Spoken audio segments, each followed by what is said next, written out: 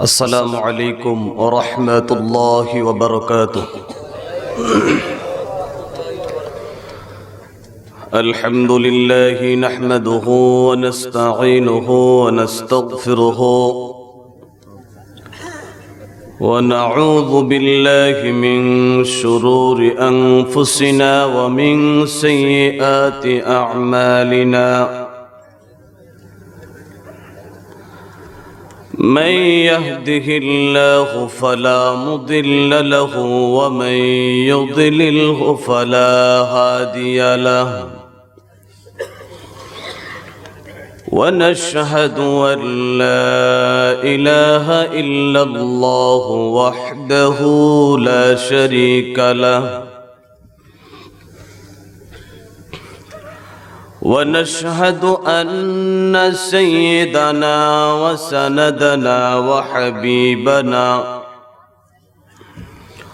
وطبيبنا ومرشدنا ومولانا محمدا عبده ورسوله الذي أرسل إلى الناس كافة بشيرا ونذيرا وداعيا إلى الله بإذنه وسراجا وقمرا منيرا. فقد قال الله تعالى في كلامه المجيد والفرقانه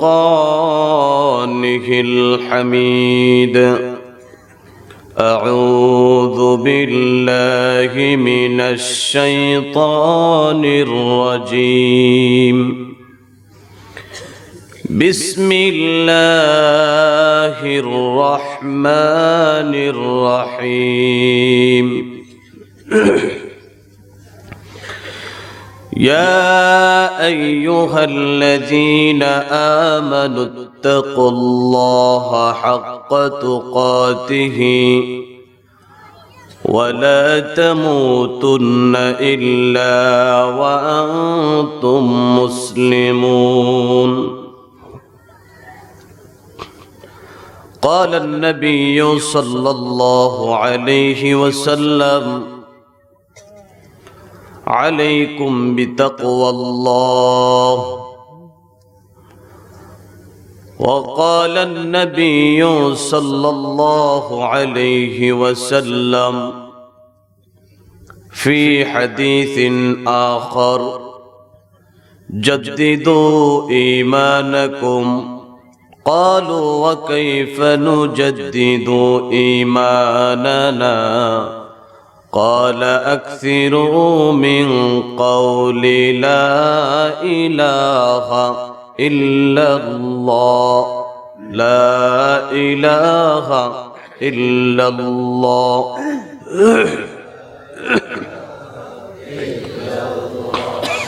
لا إله إلا الله.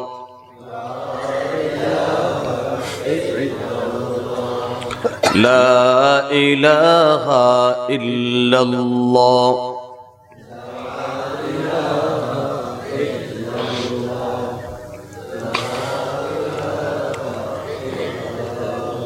अल्लाह अल्लाह क्या मुबारक नाम है। अल्लाह अल्लाह मोमिनों का काम है। ला इलाहा इल्लल्लाह।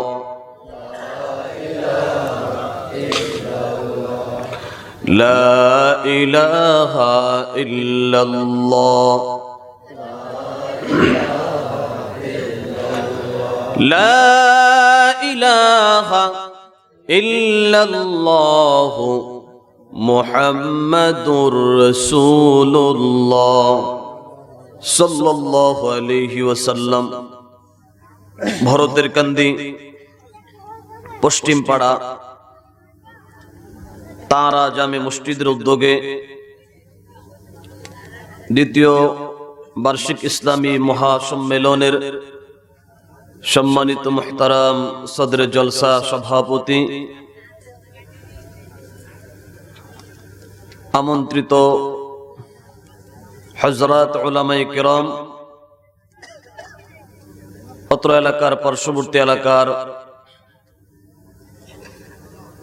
আগত তাওহীদি জনতা, আল্লাহ সুবহানাহু ওয়া তাআলার দরবারে শুকর আদায় করছি যিনি আমাদেরকে আজকের দ্বীনি মাহফিলে মোবারক বরকতপূর্ণ মজলিসে আমাদেরকে দ্বীনি আলোচনা শোনার এবং বলার জন্য কবুল করেছেন, আসার বসার তৌফিক দান করেছেন।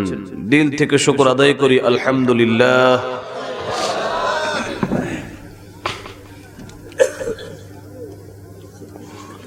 আমি আপনাদের সম্মুখে সূরা আলে ইমরানের 102 নম্বর আয়াত তেলাওয়াত করেছি। বিশ্বনবীর অসংখ্য হাদিস থেকে হাদিসের একখানা টুকরো তেলাওয়াত করেছি। আল্লাহ সুবহানাহু ওয়া তাআলা যদি তৌফিক দান করেন, এই আয়াত এবং বিশ্বনবীর হাদিসের টুকরো সামনে রেখে সংক্ষিপ্ত কিছু কথা বলতে চাই। আপনারা কি শেষ পর্যন্ত থাকবেন না ভাগবেন? পিছনের ভাইদের আওয়াজ শোনা যায় না, থাকবেন তো ইনশাআল্লাহ?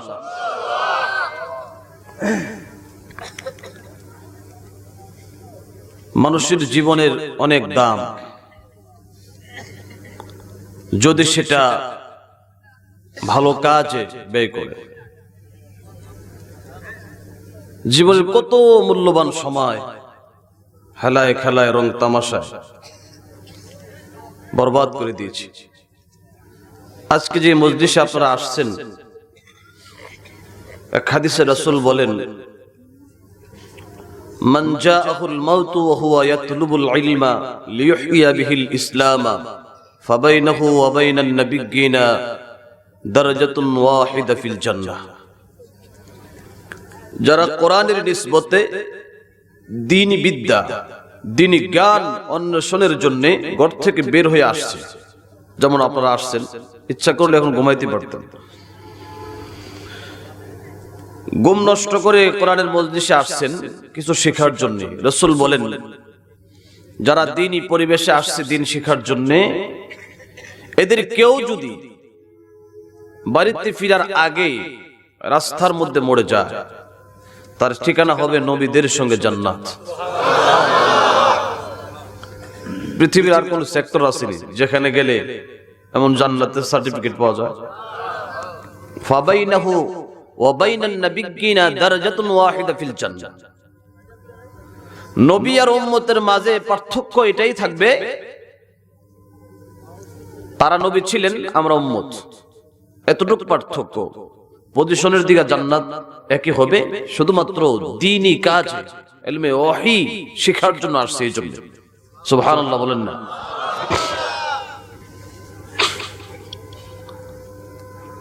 আমি আপনাদের সম্মুখে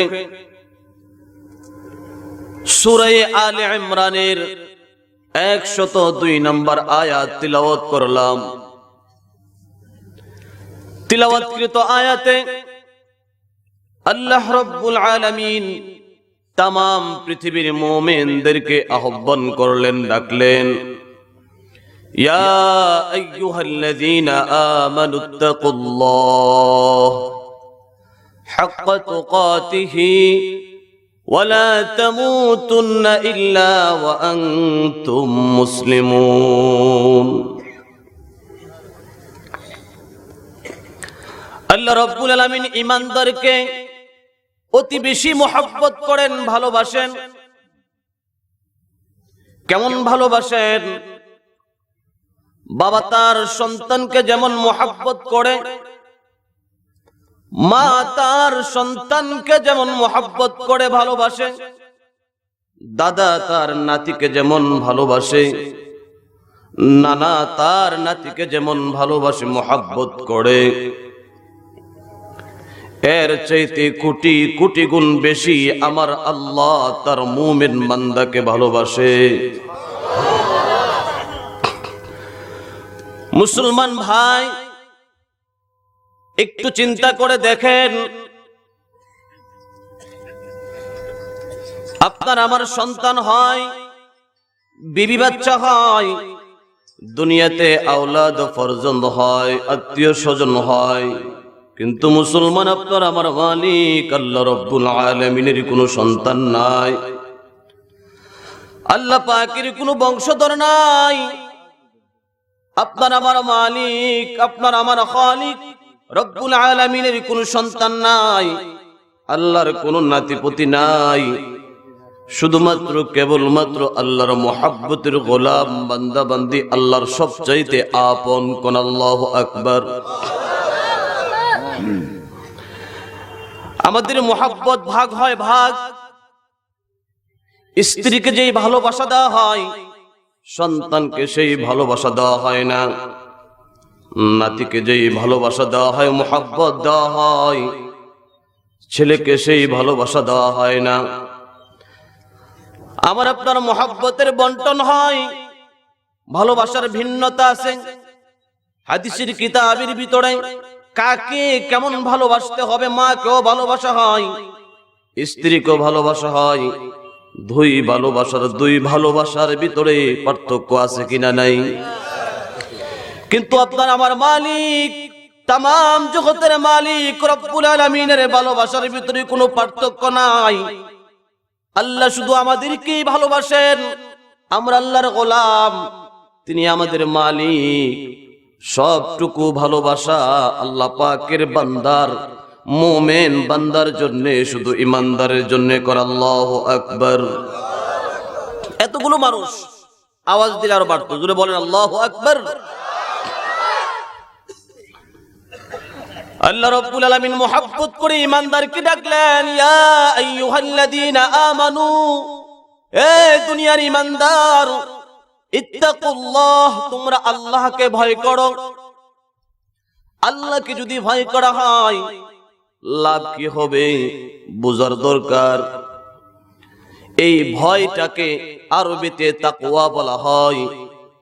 আরবিতে ভয়ের আরো আরবি আছে খাশিয়াতুল্লাহ। তাকওয়া মানে আল্লাহর ভয়। তাকওয়া শব্দের শাব্দিক অর্থ হলো বেঁচে থাকা। তাকওয়া শব্দের শাব্দিক অর্থ হলো বিরত থাকা, আল্লাহকে ভয় করা। আল্লাহর ভয় অন্তরে ফিট করার নাম হলো তাকওয়া। এই গুণটা যার অর্জন হয়, আরবি পরিভাষায়, কোরআনের ভাষায়, যার ভিতরে তাকওয়া অর্জন হয়, আল্লাহর ভয় অ্যান্টিভাইরাস। অ্যান্টিভাইরাস, মোবাইলের ভিতরে যদি অ্যান্টিভাইরাস থাকে তাহলে ভাইরাস আক্রমণ করতে পারে না। কম্পিউটারের ভিতরে যদি অ্যান্টিভাইরাস থাকে তাহলে ভাইরাস কম্পিউটারকে আক্রমণ করতে পারে না। জোরে বলেন ঠিক কিনা? তাকওয়া এমন একটা অ্যান্টিভাইরাস, যার দিলের ভিতরে অর্জন হবে, যার দিলের ভিতরে সেট হয়ে যাবে, দুনিয়ার কোনো গুনাহের আক্রমণ তার দিলের ভিতরে হতে পারে না। কোন আল্লাহু আকবার। এজন্য আল্লাহ ডাক দিয়া, আইয়ুহাল্লাযীনা আমানুত্তাকুল্লাহ, ও দুনিয়ার ইমানদার, ইত্তাকুল্লাহ, তাকওয়ার এই অ্যান্টিভাইরাসকে তুমি অর্জন করো।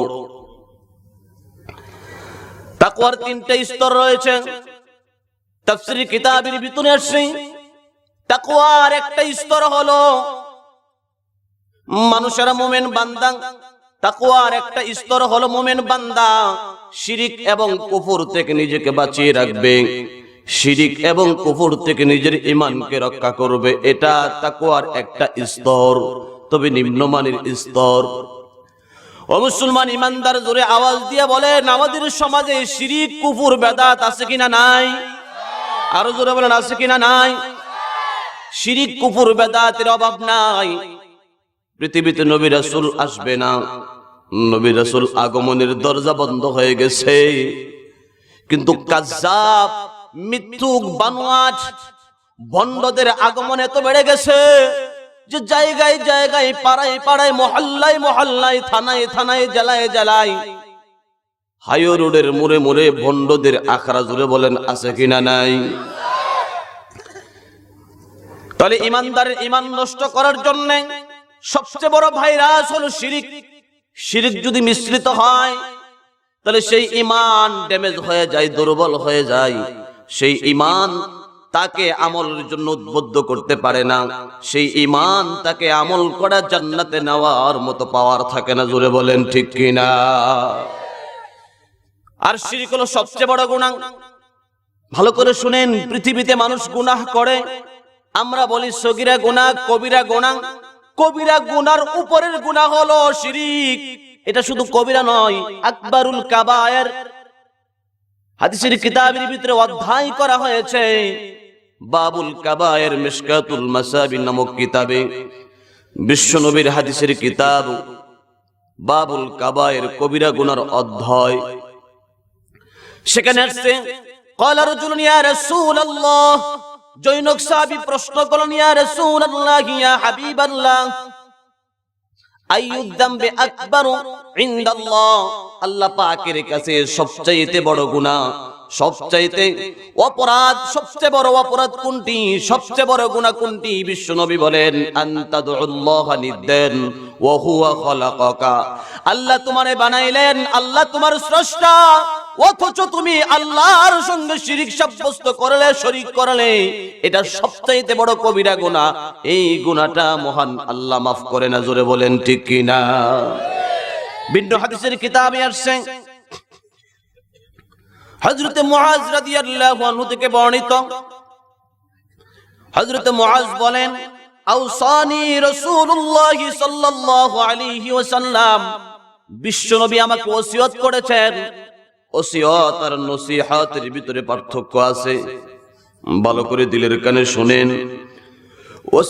ওসিয়ত আর নসিহতের ভিতরে পার্থক্য হলো, মাহফিলে বসে বসে আলেমগণ ওয়াজ করে, নসিহত করে, এটাকে নসিহত বলা হয়। আর ওসিয়ত বলা হয় বাবা যখন দুনিয়া থেকে চলে যাবে, ইন্তেকালের সময় তার বাচ্চাকে যে ওসিয়ত গুলো করে, যে কথাগুলো বলে যায়, জীবনের শেষ বিদায়ের সময় সন্তানের চোখে পানি, বাবার চোখে পানি, ওই হৃদয় বিদারক সময় যে কথাগুলো বলে, সেই কথাগুলোকে ওসিয়ত বলা হয়। হযরত মুআজ বলে, আওসানি রাসূলুল্লাহ সাল্লাল্লাহু আলাইহি ওয়াসাল্লাম, লা তুশরিক বিল্লাহি শাইআন ইন কুতিলতা ওয়া হুররিকতা, তোমাকে যদি কতল করা হয়, তোমাকে যদি হত্যা করা হয়, তোমাকে যদি আগুন দিয়া পুড়িয়ে জ্বালিয়ে সারখার করে দেওয়া হয়, এরপরও আমার মালিকের সঙ্গে শিরিক করবে না। কোন আল্লাহু আকবার। শিরিক সবচেয়ে বড় গুনাহ, শিরিক সবচেয়ে বড় অপরাধ। লোকমান হাকিম দুনিয়ার জমিন থেকে চলে যাওয়ার সময় ওসিয়ত করলেন, ওসিয়ত, ইদ ক্বালা লুকমান লিইবনিহি, ইদ ক্বালা লুকমান লিইবনিহি, ইয়া বুনাইয়া লা তুশরিক বিল্লাহি ইন্নাশ শিরকা লাযুলমুন আযীম, হে বৎস তুমি শিরিক করবে না, এটা সবচেয়ে বড় অপরাধ, সবচেয়ে বড় গুনাহ। জোরে মুখ খুলে বলেন, শিরিকের দ্বারে কাছে যাওয়া যাবে তো? আর জোরে কোন? শিরিক তো করা দূরের কথা, শিরিকের ধারে কাছেও যাওয়া যাবে না, আশপাশেও চলা যাবে না, শিরিকের গন্ধ গায়ে লাগানো যাবে না। কারণ এটা এত বড় অপরাধ, এত বড় গুনাহ, এর দ্বারা আল্লাহ রাব্বুল আলামিন বান্দাকে বান্দার তালিকা থেকে নাম কাইটা মুশরিকের তালিকায় লিপিবদ্ধ করে দেয়। জোরে বলেন নাউজুবিল্লাহ। যেমন দেখেন, মানুষ অনেক অন্যায় মাফ করে না, মানুষ অনেক অন্যায় মাফ করে না। স্ত্রীকে বড় মহব্বত করে, বড় ভালোবাসে, আদরের স্ত্রী, সুন্দরী, সুরুষী, সুফলা, স্মার্ট চেহারা, এত মহব্বত করে, লাভ ম্যারেজ, খুব মহব্বত করে, খুব প্রেম করে বিয়ে করলো, কিন্তু স্ত্রীর বদঅভ্যাস রয়েছে। স্ত্রী স্বামীর টাকা, স্বামীর কাছ থেকে অনুমতি না নিয়ে, অনুমতি ছাড়াই টাকা নড়াচড়া করে, বাবার বাড়িতে দিয়ে দেয়, ভাইকে দিয়ে দেয়। এই খবর স্বামীর কাছে আসছে। স্বামী তার স্ত্রীকে ধরে না, স্বামী তার স্ত্রীকে অপরাধগুলো খুলে বলে না, কারণ স্ত্রীকে বড় মহব্বত করে, বড় ভালোবাসে। যদি প্রকাশ করা হয়, বলে দেওয়া হয়, স্ত্রী কষ্ট পাবে, কষ্ট পাইলে মুখটা মলিন হবে। আমার সুন্দরী স্ত্রীর মুখের মলিনতা আমি দেখতে চাই না, এই কারণে বলে না, মাফ করে দেয়। কিন্তু মুসলমান ওই স্ত্রীকে যদি চাকরি থেকে আসার পরে, বিদেশ থেকে আসার পরে স্বামী তার স্ত্রীর সব অন্যায় মাফ করে দেয়। একদিন বাড়িতে আসার পরে দেখে তার স্ত্রী পাশের বাড়ির লম্পট এক যুবকের সঙ্গে এক বিছানায় শুয়ে আছে। আমি আপনাদেরকে জিজ্ঞাসা করি, ইতিপূর্বে শত অন্যায় মাফ করে দেওয়া হয়েছে, আজকের অন্যায়টা তার স্বামী মাফ করবে তো? আর জোরে কোন। কারণ এটা স্বামীর জন্য রিজার্ভ, শুধু স্বামীর জন্য বাজার। এই বিছানায় আমি ছাড়া অন্য কেউ শুইতে পারবে না। আমার জায়গায় তুমি অন্য পুরুষকে শোয়াইলা, ইতিপূর্বে চুরি করেছো, বাবার বাড়িতে টাকা ট্রান্সফার করেছো, ক্ষমা হয়েছে, কিন্তু আজকের অপরাধটা আমি ক্ষমা করতে পারবো না। স্ত্রীকে এতদিন পরে এই অপরাধ দেখার পরে সে 3 তালাক দিয়ে তাকে ঘর থেকে বের করে দিবে। জোরে বলেন ঠিক কিনা? ঠিক তেমনি ভাবে আনতাদুল্লাহ নিদ্দান, আল্লাহর সঙ্গে যদি কোনো বান্দা কাউকে শরীক করে, কোন বস্তুকে শরীক করে, আল্লাহর সিফাতের সঙ্গে শরীক করে, আল্লাহ রাব্বুল আলামিন সাথে সাথে বান্দার তালিকা থেকে নাম কেইটা তারে 3 তালাক দিয়ে তাকে মুশরিকের তালিকায় বসায় দেয়। জোরে বলেন নাউজুবিল্লাহ। তো শিরিক করা যাবে না। আমাদের বাংলাদেশে শিরিক করার জন্য সুব্যবস্থা আমাদের দেশের মাজার, কবর, দরগা, দুর্গা, দরবারে আছে না নাই? মাজারের সংখ্যা মসজিদের তুলনায় কম না বেশি? আরো জোরে কোন। আপনাদের নরসিংদীর আশপাশ এমনও কিছু এলাকা আছে যেখানে ঘরে ঘরে মাজার, খাসের চর আছে না নাই? আরো জোরে কোন আছে কিনা নাই? ছাগল মরলে, গরু মরলে, হাতি মরলে, ঘোড়া মরলে, যা মরে সব মাজার। আমি সাবার নবীনগর আছি, আমার মসজিদের পাশেই গোড়া পীরের মাজার আছে। কি পীর? এটা একটা প্রসিদ্ধ জায়গা। গোড়া পীর, এক জায়গার নাম হয়ে গেছে গোড়া পীর। চিটাগাং ছিলাম 1 বছর, সেখানে ডাল চাল মিয়ার মাজার। কি মিয়া? ডাল চাল মিয়ার মাজার, বদনাশার মাজার, উলুসার মাজার, শিয়াল শাহ বাবার মাজার। জোরে কর নাউজুবিল্লাহ। মাজার গুলোতে কি 5 ওয়াক্ত নামাজ হয় না 5 ওয়াক্ত গান হয়? একটু জোরে কন। গান হয়, গাজা তো আসি, উক্কা বিড়ি সিগারেট খাইলে না বরে পেট, উক্কা টানা আছে মানা, দুজুকের আগুনের নিশানা। জোরে বলেন কথা ঠিক কিনা? কারণ দুনিয়া থেকে উক্কা টাইনা দোয়া শোনাইতেছে, তার মানে এখন থেকে সিগনাল শুরু হয়ে গেছে যে এই যে আগুন ধরাইছি, কবরে আগুন জ্বলবে, হাসরেও জ্বলবে, কিয়ামত পর্যন্ত আগুন জ্বলতেই থাকবে। জোরে বলেন কথা ঠিক কিনা? ভাইরা আমার, এই মাজার পূজারীরা মুশরিকের তালিকায়। পৃথিবীতে সবচেয়ে বড় অপরাধ হলো এটা। আপনি দেখেন, মুসলমানের বিবেক একটু খাটাইলে বুঝবে সে। ওরা আবার দেখেন বলবেন, যদি এরা এই এলাকার আশপাশেও থাকে, এখানেও থাকে, আশপাশেও থাকে, এরা বলবে মৌলবী ওয়াজ করতে আসছে না, গীবত গাইতে আসছে। বলে কিনা? বলে না? তিতা না, এরা বুঝেই না। গায়ে যদি ফোড়া হয়, ডাক্তার বলছে যে আপনার এই ফোড়াটা কাইটা ভিতর থেকে ময়লা পরিষ্কার করে কাটলে কি মজা লাগবে না ব্যথা লাগবে? জোরে কর। ব্যথা লাগবে। ব্যথা কম লাগবে না বেশি লাগবে? ফোড়া কাটলে, অপারেশন করলে ব্যথা লাগবে, এরপরে ভিতর থেকে ময়লা পরিষ্কার করে মেডিসিন দিয়ে। আপনারা একটু কষ্ট করে সামনে আসুন তো, পিছনে অনেক লোক দাঁড়ায় রয়েছে, একটু মেহরবানি করে সামনে আসেন। আসেন, ডাইন পার্শ্বে জায়গা আছে, পিছনে কিছু ভাই দাঁড়িয়ে আছেন, আপনারা বসে যান। আর আপনারা একটু হরকত করেন, একটু হরকত করেন, কথা না বলে মনোযোগ দিয়ে শুনি। তাইলে ফুরা, আপনার এই ফুরা অপারেশন করতে গেলে ব্যথা অনুভব হবে, ব্যথা লাগবে। ডাক্তার যদি আপনার প্রতি দয়া দেখায়, ভালোবাসা দেখায়, মুহাব্বত দেখায়, যে ব্যথা লাগে তো অপারেশন দরকার নাই, তুমি বাসায় চলে যাও। এফসিপিএস ডাক্তার বলে দিছে, এটা যদি অপারেশন না করা হয়, ভিতরে পয়সা দুর্গন্ধ হইয়া এক পর্যায়ে এটা ক্যান্সার হতে পারে। ক্যান্সার যদি হয়, সামান্য একটু কাটার ব্যথার জন্য অপারেশন করলো না, ক্যান্সার হলে তার পরিপূর্ণ জীবনটাই শেষ। জোরে বলেন ঠিক কিনা? আরো জোরে বলেন ঠিক কিনা? তো ঠিক তেমনি ভাবে আমরা যখন কোরআনের সঠিক কথাগুলো বলি, সহি আর গায়রে সহি, হকপন্থী পীর আর হ্যাকপন্থী পীর, একটা হলো হক রিয়েল আর একটা হলো হ্যাক যেটা নাকি ভণ্ড, এদের কথা যখন ওপেন করে দেই মুসলিমদের সামনে, তখন তাদের গায়ে জ্বর এসে যায়। জোরে বলেন কথা ঠিক কিনা? ও ব্যথা অনুভব হয় আর কি।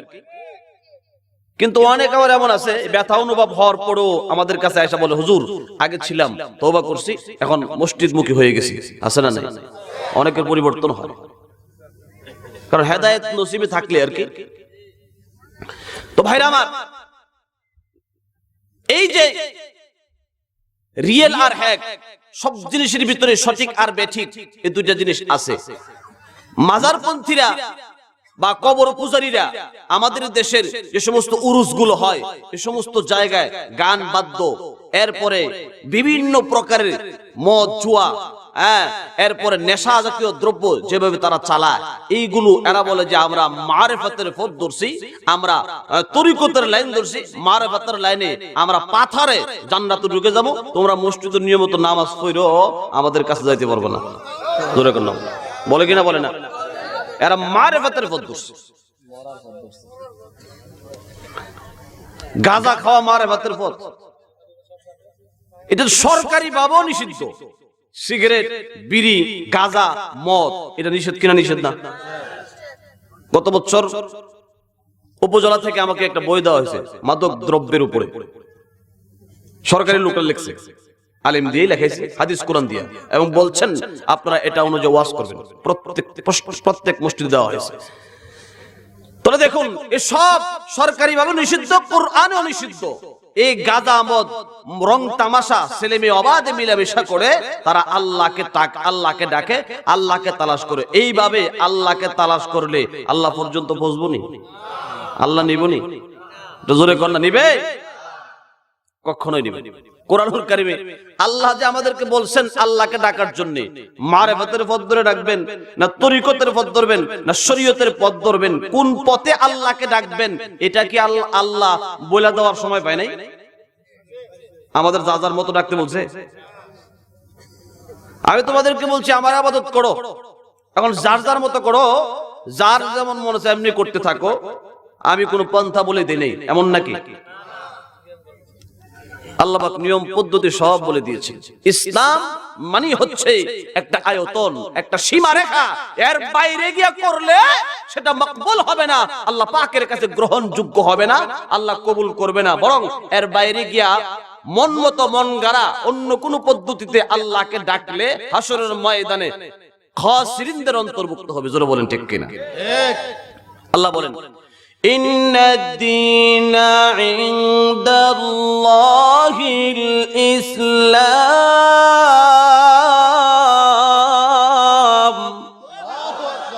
ওয়া মান ইয়াবতাগি গায়রাল ইসলামি দীনা ফালান ইউকবালা মিনহু وهو في الآخرة من الخاسرين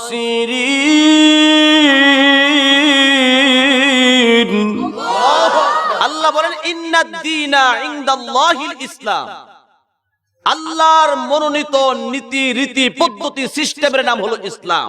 ইসলাম মানে কিছু সিস্টেমের নাম, কিছু পদ্ধতির নাম, কিছু সীমারেখার নাম। এর ভিতরে একজন মুসলিম ইসলামের মুসলিম যে হবে তার পরিপূর্ণ জীবনটা আল্লাহর ইসলামের এই খাসার ভিতর থেকেই পরিচালনা করতে হবে, তাহলেই মুসলিম হবে। জোরে বলেন ঠিক কিনা? ওয়ামাইয়াবতাগি গায়রাল ইসলামি দীনা, এখানে দিন মানে পদ্ধতি। অন্য কোন ধর্মে গিয়ে অন্য কোন সিস্টেম মতো, খাজা বাবার পন্থা মতো, ল্যাংটা বাবার পন্থা মতো, আট্টুসির পন্থা মতো, ডনবাগির পন্থা মতো কেউ যদি আল্লাহকে ডাকে, আল্লাহ কয় ফালাই ইউকবালা মিনহু, আল্লাহ পাকের কাছে তারটা গ্রহণযোগ্য হবে না। জোরে বলেন ঠিক কিনা? শুধু তাই নয়, ওহুয়া ফিল আখিরাতি মিনাল খাসিরিন, হাসরের কঠিন ময়দানে সে জাহান্নামীদের, আফসোসকারীদের, খসরানদের অন্তর্ভুক্ত হবে। জোরে বলেন ঠিক কিনা? তাইলে ইবাদত করব কার? আর একটু জোরে কোন কার? বিশ্বনবী বলেন পৃথিবীর মধ্যে সবচেয়ে অপরাধ, সবচেয়ে বড় গুনাহ হলো আনতাদুল্লাহ নিদ্দান, আল্লাহর সঙ্গে শরীক করা, এটা সবচেয়ে বড় অপরাধ। কুফরি করা, এটা সবচেয়ে বড় অপরাধ। জোরে মুখ খুলে বলেন, আল্লাহর সঙ্গে শরীক করা যাবে তো? সবাই মুখ খুলে বলে যাবে তো? শিরিক করা যাবে না। সাহাবী কত সুন্দর করে হাদিসটা শুনাইলেন আমাদেরকে। বিশ্বনবী বলেন, ইন কুতিলতা ওয়া হুররিকতা, তোমাকে যদি আগুন দিয়ে বারবার মুসলমানের মতো জ্বালায়া দেওয়া হয়, তোমাকে যদি কতল করা হয়, টুকরা টুকরা করা হয়, এরপর বলা হয় ল্যাংটার সামনে সিজদা দাও, সিজদা দেওয়া যাবে নাকি? আরো জোরে কোন, সিজদার মালিক কে? লা মাসজুদা ইল্লাল্লাহ, লা মাহবুবা ইল্লাল্লাহ। সিজদা করব না গায়রুল্লাহ, সিজদা করব এক আল্লাহ। জোরে বলেন ঠিক কিনা?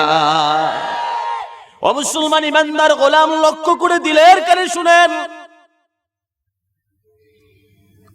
মুত্তাকিনদের তাকওয়ার দ্বিতীয় স্তর হলো, তাকওয়ার আরেকটি স্তর হলো আল্লাহ এবং তার রাসূলের অপছন্দনীয় কাজ থেকে নিজেকে বিরত রাখা। আল্লাহ পছন্দ করে না, বিশ্বনবী পছন্দ করে না, আল্লাহর কালামে নাই, হাদিসে কুদসির ভিতরে নাই, বিশ্বনবীর অসংখ্য হাদিসের ভিতরে নাই, যেগুলো নিষিদ্ধ, নিষিদ্ধ কাজ থেকে নিজেকে বিরত রাখা। এটা তাকওয়ার একটা স্তর। তাকওয়ার আরেকটি স্তর হলো তামাম পৃথিবীর মাখলুকাত, আল্লাহ হলেন খালেক, সৃষ্টিকর্তা। আল্লাহ ছাড়া যা আছে সব মাখলুকাত, মাখলুক, সব সৃষ্ট। আল্লাহ হলেন স্রষ্টা, আমরা সৃষ্টি।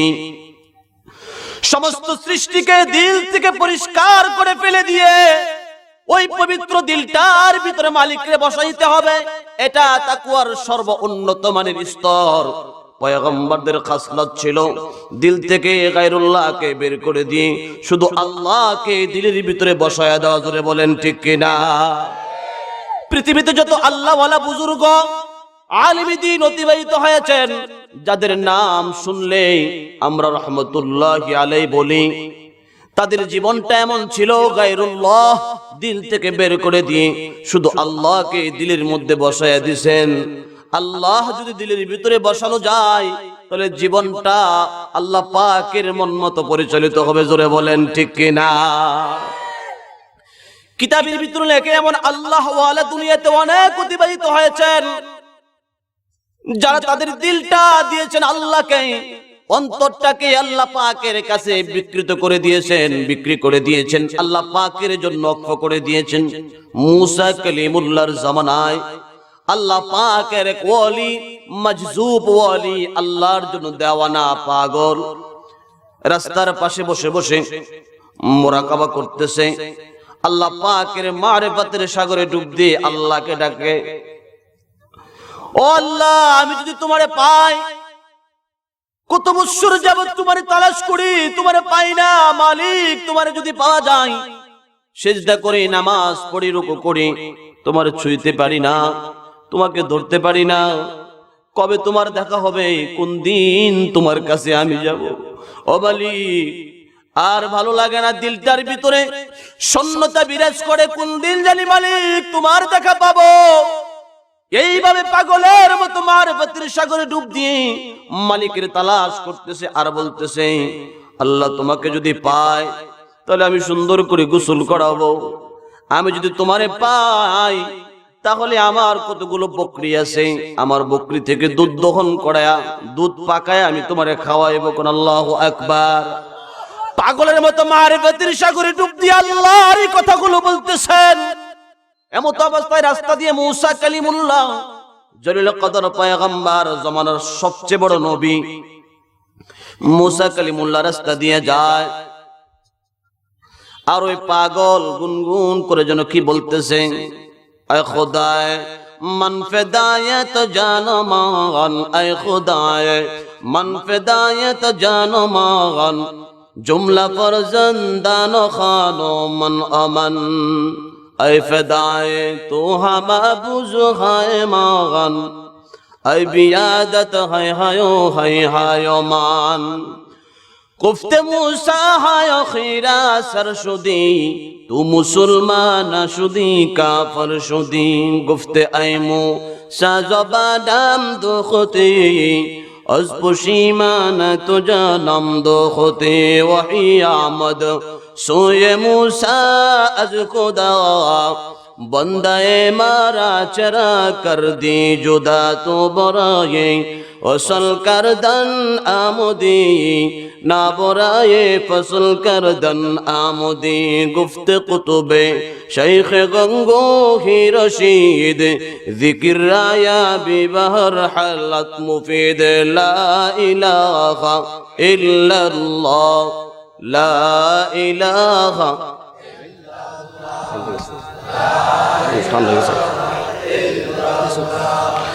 لا الہ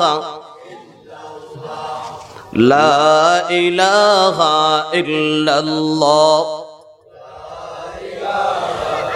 لا الہ الا اللہ محمد رسول اللہ সাল্লাল্লাহু আলাইহি ওয়াসাল্লাম। ভাইরা আমার বলতেছিলাম ওই পাগল দেওয়ানা মুসা কালিমুল্লাহ তার কথাগুলো শুনলো, পিছন থেকে ডাক দেয়া বলে, ও পাগল, আমার মালিকের সঙ্গে তুমি বেয়াদবি করতেছো। আমার আল্লাহর কি বডি হয় যে তুমি গোসল করাইবা? আমার আল্লাহর কি শরীর আসেনি যে আমার আল্লাহকে তুমি আতর মাখাইবা? আমার আল্লাহকে খাইনি যে খাওয়াইবা? এমন ভাবে যখন পিছন থেকে দাবর দিল মুসা কালিমুল্লাহ, যার শরীরে সব সময় রাগ থাকতো, আগে কথা নয় আগে হাত চলতো, জোরে বলেন ঠিক কিনা? ওই রাগী পয়গম্বর পিছন থেকে যখন দাবর দিল, পাগল আল্লাহর আশিক দৌড়াই আর ডাক দিল, মুসা, আমি 100 বছর যাবত গবেষণা করতে করতে মারিফতের সাগরে ডুব দিই আমার আল্লাহকে আমি পেয়েছিলাম। আমার 100 বছরের মেহনত তুমি বরবাদ করে দিয়েছ।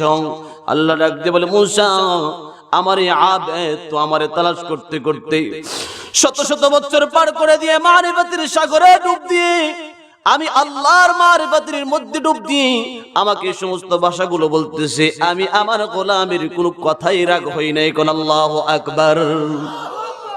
শরীয়ত ছেড়ে আল্লাহরে তালাশ করে নাই। শরীয়ত ছাড়া আল্লাহরে তালাশ করলে কিয়ামত হয়ে যাবে, তালাশ করতে পারবা, তালাশ করতে করতে জাহান্নামের আগুনে পড়বা, জীবন শেষ হয়ে যাবে, আমার আল্লাহর নাগাল পাওয়া যাবে না। জোরে বলেন ঠিক কিনা? আল্লাহকে পেতে হলে শরীয়ত লাগবে। শরীয়ত, তরিকত, হাকিকত, মারিফত। বন্ডরা কই 4 জিনিসে ইবাদত, একটা ছাড়া আরেকটা চলে না।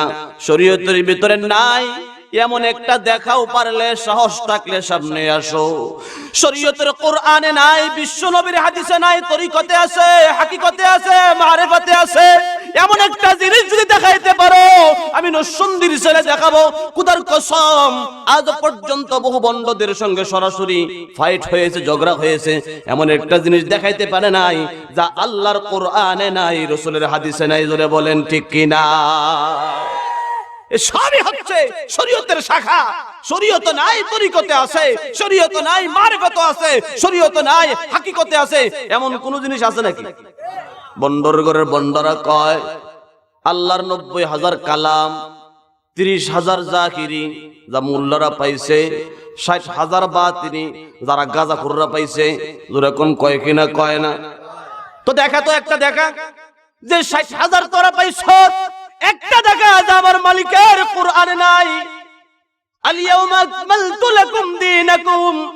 যদি 60,000 গোপন হয়, আল্লাহর এই কোরআনের আয়াতটা তো বাতিল হয়ে যায়। জোরে বলেন ঠিক কিনা? বিদায় হজ্জের 52 দিন আয়াত নাযিল হয়ে গেছে, আল-ইয়াউমা আকমালতু লাকুম দীনাকুম ওয়া আতমামতু আলাইকুম নি'মাতি ওয়া রাদিতু লাকুমুল ইসলাম দীনা। আজকের দিন আমি শরীয়তকে কমপ্লিট করে দিয়েছি। ইসলাম কমপ্লিট রাসূলের জামানায় রাসূল থাকতেই। আর তারা কয় 30,000 আমরা পাইছি, প্রায় 60,000 তাদের কাছে গোপন আছে, এটা আনকমপ্লিট, আমরা পাই নাই। জোরে কোন নাউযুবিল্লাহ। রাসূল থাকতেই শরীয়ত পরিপূর্ণ হয়ে গেছে, আর এতদিন পরে বন্ডদের মাথা খুলছে। তার রাসূলের যুগে এরা ছিল, সাহাবায়ে কেরামের রাগ তো বেশি ছিল, জোরে জোরে জবাব করে লিখছে। আসওয়াদে আনাসি, মুসাইলামাতুল কাজ্জাব, এমন অনেক কাজ্জাব মিথ্যুক প্রকাশ হয়েছিল। এখন কিছু কিছু 2-4টা মাথা ছাড়া দিচ্ছে। আমাদের দুঃখ আর আমাদের আফসোসের বিষয় হলো আমাদের রাষ্ট্রপ্রধানেরা এইদিকে নজর দেয় না। জোরে বলেন ঠিক কিনা? যদি নজর দেওয়া হয় তো বন্ড দেওয়ানবাগি বলে সে নাকি মুহাম্মদুর রাসূলুল্লাহর মেয়ে ফাতেমাকে বিবাহ করছে। নবীজির জামাই এতদিন পড়াইছে দুনিয়ায়।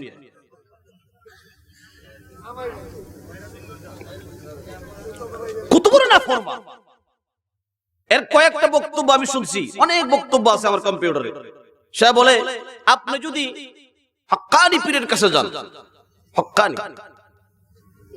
মানে এরা বোঝাচ্ছে হক্কানি পীরের কাছে গেলে আপনি সবক পাবেন, মুরাকাবা করতে করতে আপনি নাফসির মুকামে চলে যাবেন।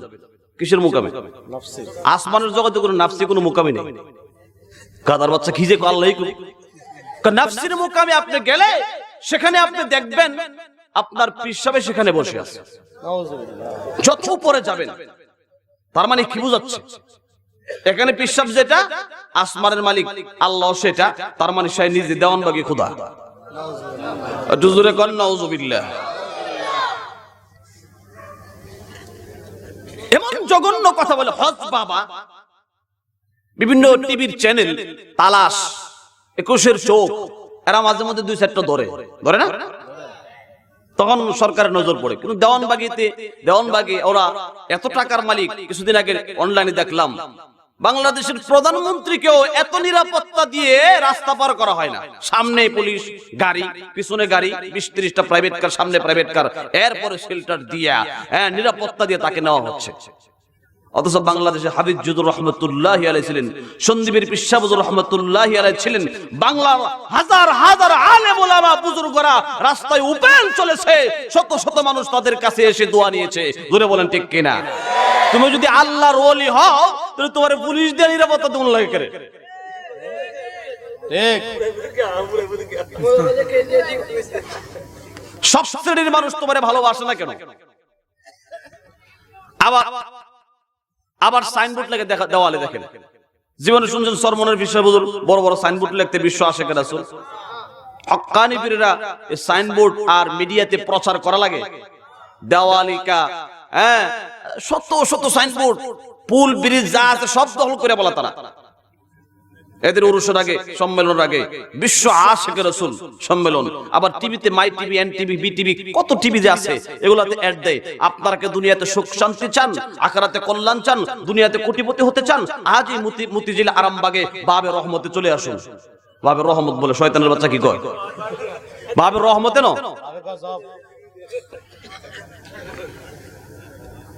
যাওয়া যাবে নি? জোরে কোন শুনেন, আল্লাহর রাসূল যখন পৃথিবীতে এসেছিলেন, নবীজি যখন আসছেন, তখন মক্কার জমিনে আবু জাহেল, উতবা, সাইবা, রাবিয়া, আখনাস ইবনে শরীক, আবু সুফিয়ান ইবনে সখর, এই লিডাররা এরা মানুষদেরকে মূর্তি পূজা করার জন্য উৎসাহিত করত। এই মূর্তিগুলো তোদের আল্লাহ। কাবা শরীফে মূর্তি ছিল, এগুলোকে সিজদা করাইতো। রাসূল কি এই মূর্তির পক্ষে কথা বলছে না বিপক্ষে কথা বলছে? নবী কি 10 জন না 1 জন? গোটা মক্কা কি 1 জন না সব? পুরা মক্কা এক সাইড, বিশ্ব নবী ছিল এক পক্ষে। নবীর কথাই সত্য ছিল, দল যদিও সেটা বড় ছিল। জোরে বলেন ঠিক কিনা? কথা বুঝছেন? এটা সমালোচনা নয়, এটা ঈমান চুরের কাছ থেকে ঈমান রক্ষা করা। আপনার ঘর থেকে যদি কোন চুরি করে, ডাকাতি করে, সন্ত্রাসী করে, আপনি তার মুখ, নাক, মুখ সব চিনছেন, চিনার পরে সকালবেলা বিচার চাইলেন যে অমুকে আমার ঘর থেকে চুরি করছে, তার নাম সবকিছু পরিচিতি পাওয়ার পরে আপনি বিচার চাইলেন। আর যদি বিচার না চায় আপনি চুপচাপ বসে থাকেন, এটা তো সম্ভবই না, বসে থাকা সম্ভব না। বসে থাকেন তাহলে কাপুরুষের আলামত। আপনি যখন জানছেন যে আপনার ঘরে সে চুরি করছে, অবশ্যই আপনি বিচার চাবেন। কথা বলেন, বিচার চাবেন কিনা চাবেন না? চোর ধরা পড়ার পরে তার বিচার অবশ্যই আপনি চান। তো ওই টাকার চোরের চাইতেও 1000 গুণ বেশি মূল্যায়ন করার দরকার ঈমান চোরকে। জোরে বলেন কথা ঠিক কিনা? ঠিক না? ঈমান যেন চুরি না করতে পারে সেটা খুব তীক্ষ্ণভাবে নজর রাখা উচিত। এইজন্য আলেমগণ বারবার আপনাদের কাছে বুঝায়, আপনাদেরকে নসিহত করে যে তোমরা ঈমান চোর থেকে বেঁচে থাকো। জোরে বলেন ঠিক কিনা? কারণ ঈমান ধ্বংস হলে সব শেষ।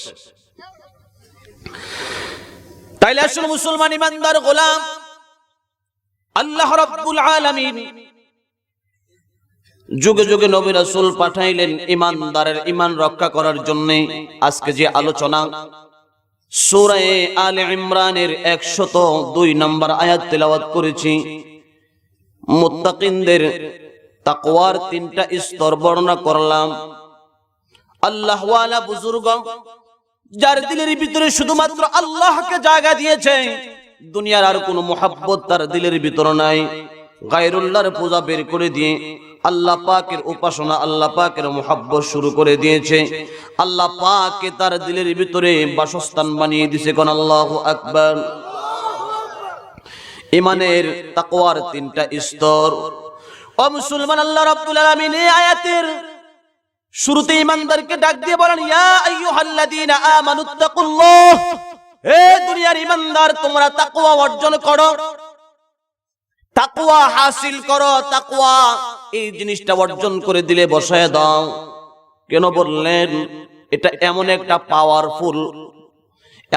পাওয়ারফুল বস্তু, এমন একটা জিনিস, যে জিনিসটা ঢুকাইলে পড়ে পৃথিবীর এমন কোন জায়গা নাই যেখানে গিয়ে আপনি গুনাহ করতে পারবেন। পৃথিবীতে এমন কোন জায়গা নাই, দেশেও নাই, বিদেশেও নাই, ঘরেও নাই, বাহিরেও নাই, রাস্তায়ও নাই, টিচারের পিছনেও নাই, মা বাবার আড়ালেও নাই। পৃথিবীর এমন কোন জায়গা নাই যে জায়গায় গিয়ে আপনি গুনাহ করার সুযোগ পাবেন। জোরে বলেন ঠিক কিনা? এটা হলো আল্লাহর ভয়। আপনি আল্লাহকে ভয় পান, এই জিনিসটা দিলের ভিতরে সেট হয়ে গেছে। আল্লাহরে ভয় করো, এই জিনিসটা দিলের ভিতরে সেট করো। তাকওয়া অর্জন করে মুত্তাকি হয়ে যাও। ও মুসলমান, পানির নিচে ডুব দিয়া রমজান মাসে পেট ভরে আপনি পানি খাইলেন, পৃথিবীর কেউ দেখলো না, আল্লাহ দেখে কিনা? দেখে না। এটাই তো সেট করা, আল্লাহ দেখে। এটাই তো ফিট করে নেওয়া যায়, আমার আল্লাহ দেখে। টিচারের সামনে আপনি অন্যায় করেন নাই, কিন্তু দরজা আটকায় আপনি অন্যায় করেছেন, টিচার দেখে নাই, টিচারের চোখে আড়াল হয়েছেন, ফাঁকি দিতে পারছেন, কিন্তু আমার মালিকের চোখে ফাঁকি দেওয়ার কোনো ক্ষমতা নাই। জোরে বলেন ঠিক কিনা? মা বাবার চোখের আড়াল হয়ে অন্যায় করা যায়। ও যুবক, তোমাদেরকে বিশেষ করে বলবো, বর্তমান ইন্টারনেটের যুগ, প্রত্যেকের হাতে হাতে স্মার্টফোন আছে। আছে কিনা? নেই? যুবকদের হাতে স্মার্টফোন। ধ্বংস হয়ে গেছে সমাজ। আগে টিভিকে বলতো টিভি খারাপ, ভিডিও খারাপ, সিনেমা খারাপ। এখন তো মোবাইল হয়ে ঘরে ঘরে টিভি, ঘরে ঘরে সিনেমা, হাতে হাতে সিনেমা। জোরে বলেন কথা ঠিক কিনা? ঠিক কিনা? একটা রুমের ভিতরে যুবক থাকে, 10টার পরে খাওয়া দাওয়া করে রুম দরজা আটকায়া একা রুমের ভিতরে সারা রাত্র মোবাইল, ইন্টারনেটে খারাপ ছবিগুলো, খারাপ দৃশ্যগুলো আমি দেখছি। দুনিয়ার কেউ দেখলো না, মা দেখলো না, বাবা দেখলো না, দুনিয়ার কেউ দেখলো না, কিন্তু আমার মালিক আল্লাহ কিন্তু সব দেখতেছে। জোরে বলেন ঠিক কিনা? তোমার দিলের ভিতরে যদি তাকওয়া ফিট করতে পারো, ওই ঘরের ভিতরে আমার আল্লাহ পাক দেখে, 7 জমিনের নিচেও দেখে। সুতরাং দরজা আটকায় অন্যায় করার কোনো সুযোগ নাই। তোমার মালিক কিন্তু তোমারে দেখে। জোরে বলেন ঠিক কিনা? এই জন্য বলা হয়েছে তাকওয়া ফিট করো, তাকওয়া। তাইলে গুনাহ তোমার দ্বারে কাছে আসবে না। অ্যান্টিভাইরাস, গুনাহ হলো ভাইরাস, ভাইরাস তোমাকে আক্রমণ করতে পারবে না। জোরে বলেন ঠিক কিনা? ভারতের এক মাদ্রাসার ছাত্র তালিবুল ইলম, মাদ্রাসার পড়ুয়া ছেলে তালিবুল ইলম, মাদ্রাসায় পড়ে। প্রত্যেক দিন সকালবেলা মাদ্রাসায় পড়াশোনা করার জন্য আসে। অন্য দিনের মতো সেদিনও আসতেছিল। রাস্তার পাশে এক মহিলার বাড়ি। মহিলা আস্তে করে যুবককে ডাক দিল, ও যুবক, মাদ্রাসার ছাত্র, বাড়িতে আসো, আমার আম্মু তোমাকে ডাকতেছে। ছাত্র বলে, না আমার সময় নাই, ক্লাসের সময় চলে যাই, আসতে পারবো না। বারবার করে দরখাস্ত করলো, অনুরোধ করলো, আমার আম্মু বড় অসুস্থ, আপনাকে আসতে বলছি, একটু দয়া করে আসেন। পর্দার সহিত বাড়িতে ঢুকলো। যুবতী মেয়ের দিকে তাকাইলো না। গেটের ভিতরে ঢুকার পরে গেট লক করে দিল, গেট বন্ধ করে দিছে। ঘরের ভিতরে ঢুকার পরে ঘরের দরজা বন্ধ করে দিছে। আর ওই যুবককে বলে, মাদ্রাসার তালিবুল ইলমকে বলে, ও মাদ্রাসার তালিবুল ইলম যুবক, আমার বাড়িতে কেউ নাই, মা বাবা বাড়িতে নাই, বাড়িটা পুরোটাই খালি, শুধুমাত্র আমি আর তুমি। বহুদিন যাবত তোমাকে আমি ফলো করি, অনেক দিন যাবত আমি তোমাকে ফলো করতেছি। আজকে সুযোগ মতো তোমাকে বাসায় ডেকে আনলাম। অত্যন্ত সুদর্শন এই যুবক ছিল, মাদ্রাসার তালিবুল ইলম।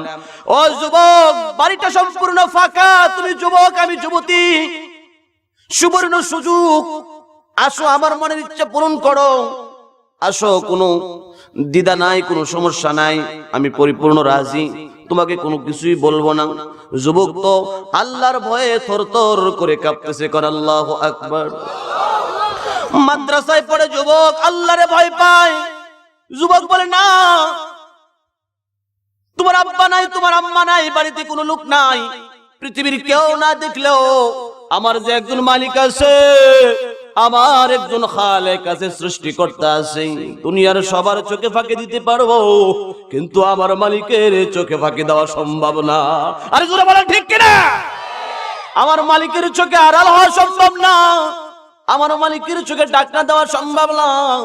যুবতী বলে আমি চিল্লাবো, আমি জোরে আওয়াজ করবো যে তুমি আমাকে জোর জবরদস্তি করেছ। যুবক তো পেরেশান, যুবতী তো বড় চালাক, কি করা যায়? দিলের ভিতরে মনের ভিতরে ফিকির শুরু করলো, আল্লাহ তুমি আমারে বাঁচাও। কুরআনুল কারীমে আল্লাহ বলছেন, যারা আমার রাস্তায় চলার জন্য চেষ্টা করে, সঠিক পথে থাকার জন্য চেষ্টা করে, আমি আল্লাহ অবশ্যই তাকে রাস্তা বের করে দেই। কোন আল্লাহু আকবার। দিনের উপরে চলার জন্য যদি আপনি চেষ্টা করেন, রাস্তা খুঁজেন, বিপদ বিপদ, চতুর সাইডে বিপদ, কিন্তু দিলের ভিতরে ইচ্ছা আছে আমি দিনের উপরে থাকবো, মালিক আপনার জন্য রাস্তা বের করে দিবে। কোন আল্লাহু আকবার। ওয়াল্লাযীনা জাহাদু ফীনা লানাহদিয়ান্নাহুম সুবুলানা। দরজা বন্ধ, গেট লক করা, রাস্তা নাই, আল্লাহ রাস্তা বের করে দিবে। যুবকের বুদ্ধি এসে গেল, যুবক বলে আমার বাথরুম চাপছে, আমি বাথরুমে যাব। ঠিক আছে যাও, তাড়াতাড়ি বের হও। বাথরুমে ঢুকলো, অনেক চেষ্টা করে ব্যাগ দিয়ে একটু পায়খানা করলো, পায়খানাটা হাতে নিয়ে শরীরে মাখাইলো, দুর্গন্ধযুক্ত পায়খানা যুক্ত শরীর নিয়ে বের হলো। যুবতী বলে তুমি নিকৃষ্ট যুবক, যাও বের হয়ে যাও। দরজা খুলে দিল, গেট খুলে দিল, দুর্গন্ধ নিয়ে বের হয়ে গেছে। দুনিয়ার পায়খানা গায়ে লাগাইছে, কিন্তু তার ঈমান আল্লাহ রাব্বুল আলামিন ঈমানের নূর নষ্ট করে নাই, ঈমানটা রক্ষা করছে। জোরে কোন আল্লাহু আকবার। দুনিয়ার পায়খানা সাবান দিয়ে ধুইলে পরিষ্কার হয়, দুনিয়ার পায়খানার মধ্যে সাবান সোডা লাগাইলে পরিষ্কার হয়, কিন্তু যদি আমি জিনার মধ্যে লিপ্ত হয়ে যাইতাম, আল্লাহর জাহান্নামের আগুনে অন্তত ৮০০০ বছর জ্বলতে হতো। কোন আল্লাহু আকবার। ৮০০০ বছরের জাহান্নামের আগুন থেকে বেঁচে গেলাম। দুনিয়ার নাপাক আমার গায়ে লাগছে, অসুবিধা নাই। যুবক নাপাক নিয়ে বের হয়ে গেছে, পার্শ্বের পুকুর থেকে পরিষ্কার করে, সময় লেট হয়ে গেছে, পিছনের ক্লাসে বসে গেছে, পিছনের টেবিলে বসে গেছে। বসার সাথে সাথে টিচার উস্তাদ বলে, কে রে আজকে এত সুন্দর সুগন্ধযুক্ত আতর লাগাইলি? এমন সুগন্ধযুক্ত আতর তো কোনোদিন গ্রান আমার নাকে লাগে নাই, এটা কোনো বাজারের আতর হতে পারে না, দুনিয়ার কোনো আতর হতে পারে না, খোদার কসম এটা জান্নাতি আতরের গন্ধ। কোন আল্লাহু আকবার। ওই যুবক বলে বুঝতে পারলাম না আমার উস্তাদ কি মস্কারি করতেছে নাকি ঠাট্টা করতেছে। উস্তাদ বলল, তালাশ করে দেখো কে এই আতর লাগাইছে। আতরের ভিতরে এমন একটা গ্রান, যে গ্রানে জান্নাতের কথা স্মরণ করায় দেয়, যেই গ্রানে চরিত্রের কথা স্মরণ করা যায়, পবিত্রতার কথা স্মরণ করা দেয়। জান্নাতের ভিতরে কোনো অপবিত্র ব্যক্তির স্থান হবে না, জান্নাতের ভিতরে কোনো অপবিত্র গুনাহগারকে দেওয়া হবে না। প্রত্যেকটা ব্যক্তি যারা জান্নাতি হবে তাদেরকে পবিত্র করে ফ্রেশ করে আল্লাহর উন্নত জান্নাতে দেওয়া হবে। জোরে বলেন আল্লাহু আকবার। তালাশ করে দেখা হলো ওই যুবককে, সামনে আনলো, উস্তাদের জিজ্ঞাসা করা হলো, ঘটনা খুলে বলল। উস্তাদ বলে, এটাই হলো ইউসুফ পয়গম্বরের নজির। নিজের সতীত্বকে রক্ষা করার জন্য গায়ে পায়খানা মাখাইলাম, আল্লাহ রাব্বুল আলামিন পায়খানার দুর্গন্ধকে মেশক আম্বরের কারণে পরিণত করে দিয়েছে। কোন আল্লাহু আকবার। ও যুবক, তোমার চরিত্রের বড় দাম, তোমার চরিত্রের বড় দাম। চরিত্র নষ্ট হয়ে গেলে সব শেষ। Money loss, nothing loss, health loss, nothing loss, something loss, character loss, everything loss. টাকা নষ্ট হয়ে গেছে, আবার টাকা পাওয়া যাবে, ব্যবসায় লাভ হবে। স্বাস্থ্য খারাপ হয়েছে, চিকিৎসা করলে আবার ভালো হয়ে যেতে পারে। চরিত্র নষ্ট হয়ে গেছে, চরিত্র আর ফিরে পাওয়া যাবে না। জোরে বলেন ঠিক কিনা? বিরক্ত লাগতেছে নি? আরো জোরে কোন। তো মুসলমান ইমানদার গোলাম আল্লাহ বলেন, ইয়া আইয়ুহাল্লাযীনা আমানুত্তাকুল্লাহ, হে দুনিয়ার ইমানদার আল্লাহকে ভয় করো। আল্লাহকে যদি ভয় করো, পৃথিবীর জমিনে গুনাহ করার কোনো জায়গা পাবে না, কোনো ফুরসত পাবে না, কোনো সুযোগ পাবে না। সর্ব জায়গায় আমার আল্লাহর চক্ষু আছে কিনা নাই? আরো জোরে বলেন আছে কিনা নাই? কুরআনুল কারীমের অনেক জায়গায় মুত্তাকিনের পুরস্কারের কথা আল্লাহ বলছেন, মুত্তাকিনদের পুরস্কারের কথা বলছেন। আমি যুবকদেরকে এই কথাগুলো লাস্টের দিকে বলবো। ও যুবক ভাইরা লক্ষ্য করে দিলের কানে শুনেন, যারা আমরা টিভি দেখার অভ্যাস আছে, টিভি দেখা যাবে না, সিনেমা দেখা যাবে না, ভিডিও দেখা যাবে না, হারাম গুনাহ দেখা যাবে না। শুধু দেখাই গুনাহ নয়, মিশকাতুল মাসাবিতে হাদিস আসছে, হাদিসের ভাষাগুলো এমন, রাসূল বলেন ওয়াল আইনান তাজনিয়ান জিনাহুমা আন-নজরু, দুই চক্ষু গুনাহ করে, জিনা করে। দুই চোখের গুনাহ হলো চোখ দিয়া দেখা। জোরে মুখ দিয়া বলেন, আমরা চোখ দিয়া খারাপ জিনিস দেখি কিনা? দেখি না? জোরে কোন, আওয়াজ যে কমে গেছে গা, মনে যে দেখেন না। অন্ধ মানুষের দিলের ভিতরে এত গুনাহ হয় না, এত গুনার উদ্রেক হয় না, আবিষ্কার হয় না, তামান্না আশা হয় না, দিলের ভিতরে গুনার সঞ্চার হয় না, কারণ তারা চোখে দেখে না। পৃথিবীতে আমরা যত গুনাহ করি সব গুনার আগে হলো চোখে দেখা। চোখে দেখার পরে মনের ভিতরে কুমন্ত্রণা তৈরি হয়, অতঃপর সেটা হাত পা দিয়ে, অঙ্গ প্রত্যঙ্গ দিয়ে আমরা সংগঠিত করি। তাহলে মুসলমান, হাদিসের ভিতরে বিশ্ব নবী বলেন ওয়াল আইনান তাজনিয়ান জিনাহুমা আন-নজরু, দুই চোখের গুনাহ, দুই চোখের জিনা হলো দুই চোখ দিয়ে হারাম জিনিসগুলো দেখা। যারা আমরা স্মার্টফোনের ভিতরে নায়িকাদের ফিল্ম দেখি, অশ্লীল গর্হিত কাজগুলো আমরা দেখি, হারাম জিনিসগুলো দেখি, আমাদের দুই চোখের জিনা হচ্ছে। আর জিনার সর্বনিম্ন শাস্তি হলো ৮,০০০ বছর জাহান্নামের আগুনে জ্বলতে হবে। জোরে বলেন ঠিক কিনা? ওয়াল উযনান তাজনিয়ান জিনাহুমা আস-সামউ, দুইটা কান আছে কিনা? নাই। আর জোরে বলেন আছে কিনা? নাই। দুইটা কান আপনার আমার আছে, আল্লাহ দিয়েছেন। এই কান দিয়ে কোরআনের তেলাওয়াত যখন হবে, কোরআনুল কারীমের তেলাওয়াত যখন হবে, তখন তোমরা দুই কান দিয়ে কোরআনের তেলাওয়াত গুলো শুনবে। আজকে কোরআনের তেলাওয়াত নাই, এই কানের ভিতরে ইয়ারফোন, গানের ইয়ারফোন সব সময় লাগা থাকে। জোরে কোন আছে কিনা? নাই। ও যুবক লক্ষ্য করে শুনো, দুই কানের জিনা হলো কান দিয়ে গুনাহের জিনিসগুলো শোনা। দুই হাতের গুনাহ হলো দুই হাত দিয়ে গুনাহের বস্তুগুলো স্পর্শ করা। দুই পায়ের গুনাহ হলো পা দিয়ে হেঁটে যাওয়া। এইগুলার শাস্তি হাদিস শরীফের মধ্যে বলা হয়েছে। দুইটা চক্ষু দিয়ে যে আমি জিনার মন্ত্রগুলো, জিনার যন্ত্রগুলো দেখলাম, হাসরের কঠিন ময়দানে দুনিয়ার কোনো আগুন দিয়া জ্বালানো হবে না। লক্ষ্য করে দিলের কানে শুনেন, লোহা গলায়া গলায়া চোখের মধ্যে ফোঁটা দেওয়া হবে। জোরে কর নাউযুবিল্লাহ। কি গলায়া দেওয়া হবে? লোহা, সীসা। এক ফোঁটা মোমবাতির মোমের ফোঁটা যদি গায়ে দেওয়া হয়, চামড়া সাথে সাথে খসা হয়ে যায়, ঠসা পড়ে যায়। আর লোহা গলে গলে গলায় গলায় চোখের মধ্যে দেওয়া হবে, কানের মধ্যে দেওয়া হবে। একটাই অপরাধ ছিল, দুনিয়ার জমিনে চোখের অপব্যবহার করেছিলাম, কানের অপব্যবহার করেছিলাম। এই চোখ দিয়ে কোরআন পড়বো, কান দিয়ে আল্লাহর কালাম কোরআন শুনবো, বুজুর্গ আলেমদের কথাগুলো শুনবো, ওয়াজ নসিহত শুনবো। জোরে বলেন রাজি আছি না নাই? আর জোরে কোন রাজি আছে কিনা? নাই।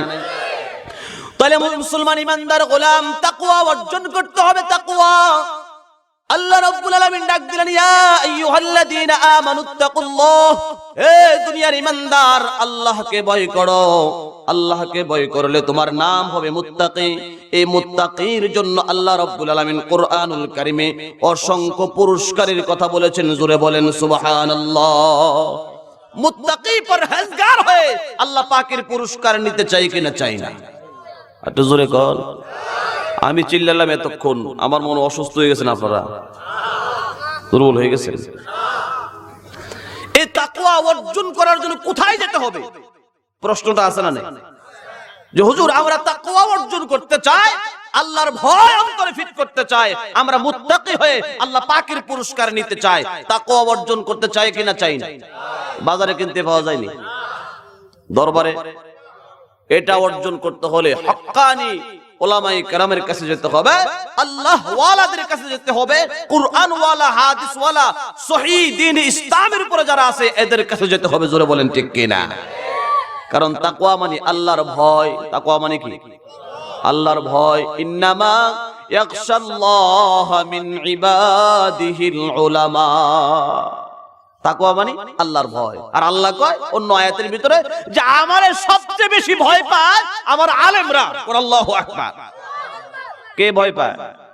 আলেমরা। তাহলে তাকওয়া অর্জন হয় আলেমদের। এই তাকওয়া আমরা শিখতে চাই, শিখব কোথায়? আলেমদের কাছে গিয়ে।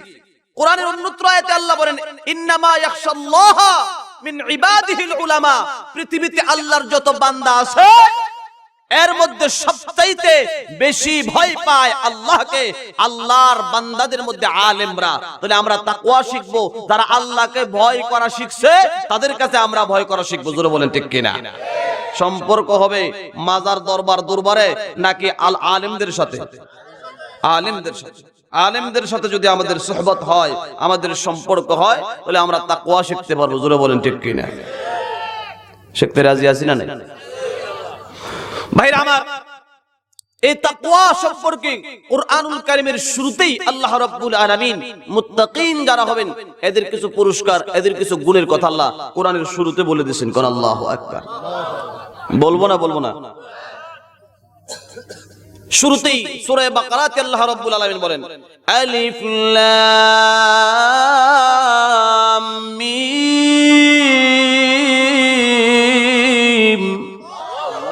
যালিকাল কিতাবু লা রাইবা ফীহি হুদাল লিল মুত্তাকিন।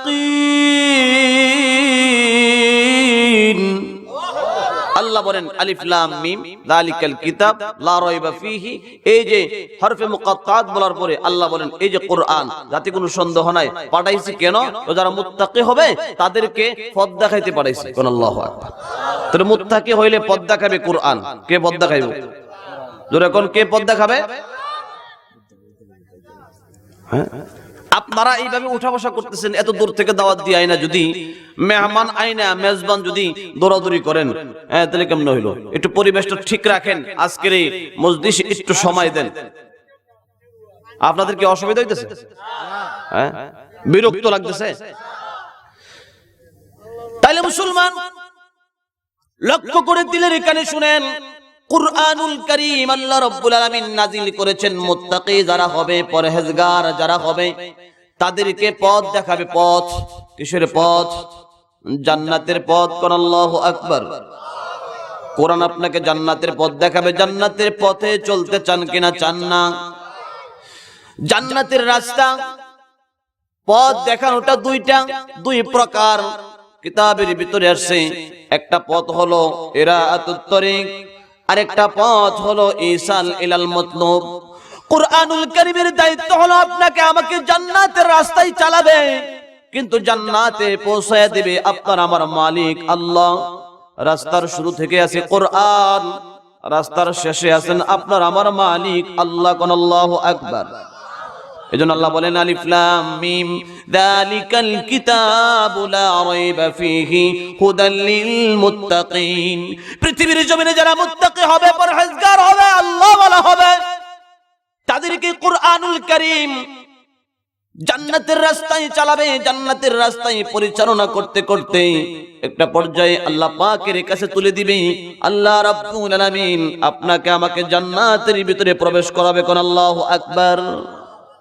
তাহলে মুত্তাকিনের জন্য কোরআন রাস্তা দেখাইতে প্রস্তুত। আমরা কোরআনের সহযোগিতা নিয়ে যারা আমরা মুত্তাকি আছি, আল্লাহওয়ালা আছি, আল্লাহর ভয় যাদের দিলে আছে, আমরা কোরআনকে ভালোবেসে আল্লাহর জান্নাতের রাস্তায় চলতে রাজি আছি না নাই?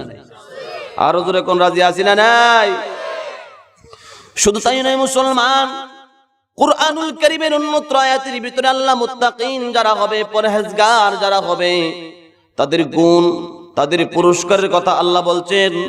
আল্লাহ রাব্বুল আলামিন অন্য আয়াতে বলেন, ইন্নালিল মুত্তাকিনা মাফাজান হাদাইকা ওয়া আ'নাবা ওয়া কাওয়াইবা আতরাবা ওয়া কা'সান দিহাকা লা ইয়াসমাউনা ফিহা লাগওয়ান ওয়ালা কিযাবা। আল্লাহ রাব্বুল আলামিন বলেন, ইন্নালিল মুত্তাকিনা মাফাজা, মুত্তাকিনের জন্য সফলতা রয়েছে আল্লাহ পাকের পক্ষ থেকে। সফলতা কার পক্ষ থেকে? সফলতার একটা পুরস্কার আছে। হাদাইকা ওয়া আ'নাবা, যারা মুত্তাকি হবে আল্লাহ তাদেরকে সফলতার পুরস্কার দিবেন। এক নাম্বার হলো হাদাইকা ওয়া আ'নাবা, এমন কিছু বাগিচা দেওয়া হবে, উদ্যান দেওয়া হবে, যে উদ্যানের চতুর্পার্শ্বে ফুল এবং ফলের বাগান থাকবে। কোন আল্লাহু আকবার। আঙ্গুর ফলের বাগান থাকবে। আল্লাহ বলেন হাদাইকা ওয়া আনাবা ওয়া কাওয়াইবা আতরাবা। সমবয়স্কা তরুণীদেরকে দেওয়া হবে জান্নাতি হুরদেরকে দেওয়া হবে, যারা মুত্তাকি হবে, পরহেজগার হবে।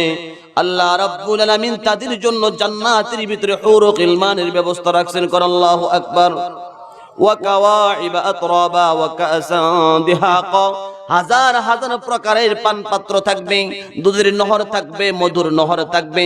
পৃথিবীতে আমরা যা কল্পনাও করি নাই এমন হাজার হাজার নিয়ামত মুত্তাকিনের জন্য আল্লাহ জান্নাতে রেখে দিয়েছেন। কোন সুবহানাল্লাহ। তাকওয়া অর্জন হলে পরে আল্লাহর জান্নাত নিশ্চিত হবে, নিশ্চিত। কারণ কোরআনের অন্যত্র এক আয়াতে আল্লাহ বলছেন যারা তাকওয়া অর্জন করেছে পৃথিবীতে, মুত্তাকি যারা হয়েছে, তাদের জন্যই আল্লাহ জান্নাত বানাইছে। আল্লাহু আকবার। তিলিল মুত্তাকিন। ও পৃথিবীর মুসলমান, ওয়াসারিউ ইলা মাগফিরাতিন মির রাব্বিকুম, তোমরা তোমার রবের কাছে আসো, দৌড়ে আসো মাগফিরাত নেওয়ার জন্য, মাগফিরাতের সার্টিফিকেট নেওয়ার জন্য, ওয়া জান্নাতিন, এবং জান্নাতের সার্টিফিকেট নেওয়ার জন্য। যে জান্নাত তৈরি করা হয়েছে উইদ্দাত লিল মুত্তাকিন, যারা মুত্তাকিন হবে, জান্নাত আল্লাহ শুধু তাদের জন্যই তৈরি করেছেন। কোন সুবহানাল্লাহ। তাহলে মুত্তাকি যদি হয় তাদের জন্য মাগফিরাতের সার্টিফিকেট, জান্নাতের সার্টিফিকেট। মুত্তাকি হলে পড়ে জান্নাতের সার্টিফিকেট, মুত্তাকি হলে পড়ে জান্নাতের নাজ ও নিয়ামত, মুত্তাকি হলে পড়ে আল্লাহ পাকের দেখা আপনার আমার হবে। আল্লাহরে দেখতে চান কিনা চান? আমার মনে হয় যে ওই যে একটা উক্কার কিচ্ছা কইছিলাম না একদিন, কলিকাতা আগুন লাগছে, ঢাকা গন্ডগোল, আজকে মনে উক্কার কিচ্ছা খাইছে আপনাদেরকে। হ্যাঁ, আগের যুগে মানুষ উক্কা খাইতো, উক্কা। হ্যাঁ, এই যে কলকি টান দিলে গুরুর গুরুর করে আওয়াজ হতো, ডাবা। দেখছেন না? হ্যাঁ, দেখছেন না? তো এটার একটা ধাঁধা আছে, শ্লোক আছে যে কলিকাতা আগুন লাগছে, ঢাকা গন্ডগোল। একজনকে জিজ্ঞাসা করলো, তো ওই লোক কলিকাতা আগুন লাগলে ঢাকা আবার গন্ডগোল হয় কেন? তো এটা উত্তর হলো ওই কলকির মধ্যে টিক্কা দিয়ে আগুন দিছে, আর গন্ডগোল হলো ঢাকা, ঢাকনার ভিতরে, নারিকেলের ঠুলের ভিতরে গুরুর গুরুর করে আওয়াজ। ধরে এখন ঠিক কিনা? ঠিক না। কলিকাতা আগুন লাগলে ঢাকা যেমন গন্ডগোল হয় না, বক্তা চিল্লায় 2 ঘন্টা কথা কইলে শ্রোতারা তো দুর্বল হওয়ার কথা না। কিন্তু এখন তো দেখা যায় বিপরীতটাই। আপনারা কি অসুস্থ হয়েছেন? একটু জোরে তাকবীর দেন, নারে তাকবীর। সামনে কোনো মেম্বার ইলেকশন আছে, চেয়ারম্যানদের ইলেকশন আছে, সেখানে তো আমরা খুব চিল্লাই। কোরআনের মজলিসে এসে একটু হানা, একটু সুবহানাল্লাহ আলহামদুলিল্লাহ বলতে এত অলসতা কেন? সেখানে তো দেখবেন আমার নেতা, তোমার নেতা, অমুক নেতা, তুমুক নেতা, অমুক নেতার চরিত্র ফুলের মতো পবিত্র, আমি কই নামাজ পড়ে না, এক ওয়াক্ত ঘুমায় থাকে, ফজর রক্ত আছে না? অনেকটা তেমন আছে কিনা? নাই। নামাজের কোনো খবর নাই, ফুলের মতো পবিত্র হয়ে গেছে। নামাজ পড়লে সওয়াব হয়, না পড়লে কি পবিত্র হয় না গুনাহ হয়? গুনাহ পবিত্র না নাপাক? এটা কি দুনিয়ার নাপাকের মতো? এটা এমন জঘন্য নাপাক, এই নামাজ না পড়ার নাপাক দিলে লাগার সাথে সাথে দিলে একটা স্পট, কালো দাগ লাগে। 1 মাস না পড়লে, 30 দিন না পড়লে 30টা দাগ, এই দাগ লাগতে লাগতে হাদিসে আসছে ইন্নাল মুমিনা ইযা আযনাবা, নামাজ না পড়া গুনাহ, কানাত নুকতাতুন সাউদা ফি কলবিহি, কলবের ভিতর দাগ লেগে যায়। গুনাহ করছে তো তার দাগ লাগছে, দাগ লাগতে লাগতে কলব ব্লক একবারে বন্ধ হয়ে যায়। এই কারণেই তো ওয়াজ শুনতে মজা লাগে না। এখন যদি মমতা যাইতো আর একটু লাড়াচাড়া মারতো, গানে একটা টান দিত, দেখবেন একবারে চুমুকের মতো বসে থাকতো। জোরে কোন কথা ঠিক কিনা? কারণ কি? এটা আগে মজা পরে সাজা। জোরে কোন ঠিক কিনা? আগে মজাই আমরা চাই, পরে যে সাজা আছে এটার আর খবর নাই। এজন্য তো হাদিসে রাসূল তিরমিজি শরীফের বর্ণনা যে হুফাতিল জান্নাত বিমাকরুহাতিনা, হাতিহা, জান্নাতকে আল্লাহ রাব্বুল আলামিন সাজাইছে হচ্ছে একটু কষ্ট আর সাজা দিয়া। ওয়াজে আসলে জান্নাতের আমল হয় কিনা? হয় না? কষ্ট লাগে। দেখেন বসে থাকতে মুরায়া টুরা শয়তান কোথায় মতো লয়ে গেছে। আর যাত্রার প্যান্ডেলে গেলে পায়ের নিচে মানুষের লেদা, গরুর লেদা, পশু পাখির লেদা সব কাঁচাই লাইছে, এরপরও অচেতনের মতো তাকায় রয়েছে, সারা রাত পার করে দিছে, খবর নাই। কারণ কি? এটা মজা, এর পিছনে ভয়ঙ্কর শাস্তি, সাজা আছে না নাই? আর জোরে কোন আছে না নাই? এই যে রাত্রটা একটু আপনারা সময় দিচ্ছেন, আপনাদের কি বিশাল লস হচ্ছে? অন্তত কোরআনের আয়াতগুলো তো শুনতেছে। তাহলে জোরে মুখ খুলে কোন জান্নাতে যেতে চাই কিনা চাই না? মুত্তাকি হলে জান্নাতে যাওয়া হবে নিশ্চিত। মুত্তাকি হয়ে যান, জান্নাত আপনার হয়ে যাবে। কুরআনুল কারীমে আল্লাহ বলেন, ওয়া আম্মা মান খাফা মাকামা রাব্বিহি ওয়া নাহান নাফসা আনিল হাওয়া ফাইন্নাল জান্নাতা হিয়াল মাওয়া। আল্লাহু আকবার বলেন। আল্লাহ বলেন, ওয়া আম্মা মান খাফা মাকামা রাব্বিহি, আমি আল্লাহর কাঠগড়ায় দাঁড়াতে হবে, আমার আদালতে দাঁড়াইতে হবে, আমার সামনে হাজির হতে হবে। এই ভয়ে কেউ যদি দুনিয়ার গুনাহের কাছ থেকে বেঁচে থাকে, ওয়া আম্মা মান খাফা মাকামা রাব্বিহি ওয়া নাহান নাফসা আনিল হাওয়া, মনে চাইছে যাত্রায় যাও, মনটারে কন্ট্রোল করে যাত্রায় যায় নাই। মনে চাইছে শরীফ শিল্পীর গান শুনতে যাও, মনটারে বাধা দিয়ে রাখছে। এইভাবে হারাম কাজ করার জন্য মনে চাইছে, কিন্তু মনটাকে কন্ট্রোল করে রাখছে। আল্লাহ বলেন, ওয়া আম্মা মান খাফা মাকামা রাব্বিহি, আমি আল্লাহর দিদার হবে, আমার সামনে হাজির হবে হাসরের কঠিন ময়দানে। সেই ভয়ে আমি আল্লাহর ভয়ে জাহান্নামের আমলগুলো করে নাই। হাসরের কঠিন ময়দানে আমি আল্লাহ আমার এই গোলামকে জান্নাতের মালিক বানায়া দিব। ফাইন্নাল জান্নাতা হিয়াল মাওয়া, জান্নাত হবে তার থাকার ঘর। কোন আল্লাহু আকবার। এত ছোট ঘর দিব? ঘর না, জান্নাতের ভিতরে ঘর থাকবে মানে, জান্নাত দেওয়া হবে মানে, এমন 10টা পৃথিবীর মতো একটা রাজত্বের প্রেসিডেন্ট আপনাকে বানায় দেওয়া হবে। এবার কি কইছেন এতক্ষণে? আমি রিকশার ড্রাইভার সবর আলী মিয়া, আমার যদি প্রেসিডেন্ট বানায় দেয়, আমি তো ফুবার হোসেন কিছুই ছিলেন না, আমি কেমন রাজ্য চালাবো? আল্লাহ পাক সে ক্ষমতা দিবে। জোরে কোন আল্লাহ। মরার পরে তো ভাষাই চেঞ্জ। আপনি আরবি বলবেন, কাইফা হালুকা, কেমন আছেন আপনি, মানে আরবি শুরু হয়ে যাবে। মরণের পরে যদি সে মূর্খ, কামলা, কামার কুমার যাই হোক, মরণের পরে সে যদি আল্লাহ ওয়ালা হয়, মুত্তাকি হয়, মুত্তাকি হয়ে পরহেজগার হয়ে কবরে যেতে পারে, ভাষা আরবি অটোমেটিক চেঞ্জ। সে প্রধানমন্ত্রী, সে সুরত সিরত আল্লাহ সব দিয়ে দিবে। কোন আল্লাহ। জান্নাতে যাইতে চাইনি, এখনো মুখ সবাই খুলে না। জোরে কোন জান্নাতে যেতে চাই কিনা চায় না? আমল কইরা না বাড়িতে গিয়ে বই থেকে আমল করতে হবে। জান্নাতে যাওয়ার স্লোগান খুব জোরে হয়, কিন্তু জান্নাতের আমলের স্লোগানটা আসতে হয়। বাস্তবেই আমরা আমল করতে রাজি না। ফিরি ফিরি যদি হয়ে যায় তাহলে কত সুবিধা। কথা কোন কথা ঠিক কিনা ঠিক নাই? পৃথিবীটা হচ্ছে আমলের কারখানা, আমলের ফ্যাক্টরি। এখানে আমল করে যেতে হবে।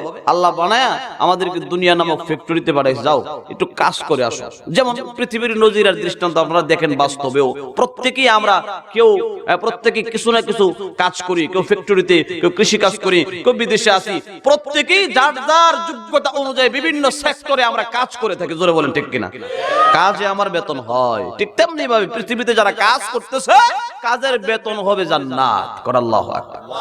কাজ করে নাই, মালিকের কাজ করে নাই, এখন জান্নাত গিয়ে চাইব, আল্লাহ আমি কাজ করি নাই কিন্তু লোক বালা আছে না, আমি কাজ করি নাই, তোমার কাজ করে আসি নাই, নেকামল করি নাই, কোরআন শুনি নাই, কোরআন বুঝি নাই, ইসলামের পথে চলি নাই, কিন্তু লোক এক নাম্বার। যারা এই আল্লাহ পাকের দিন মোতাবেক জীবন চালা নাই, লোক এক নাম্বার নেই।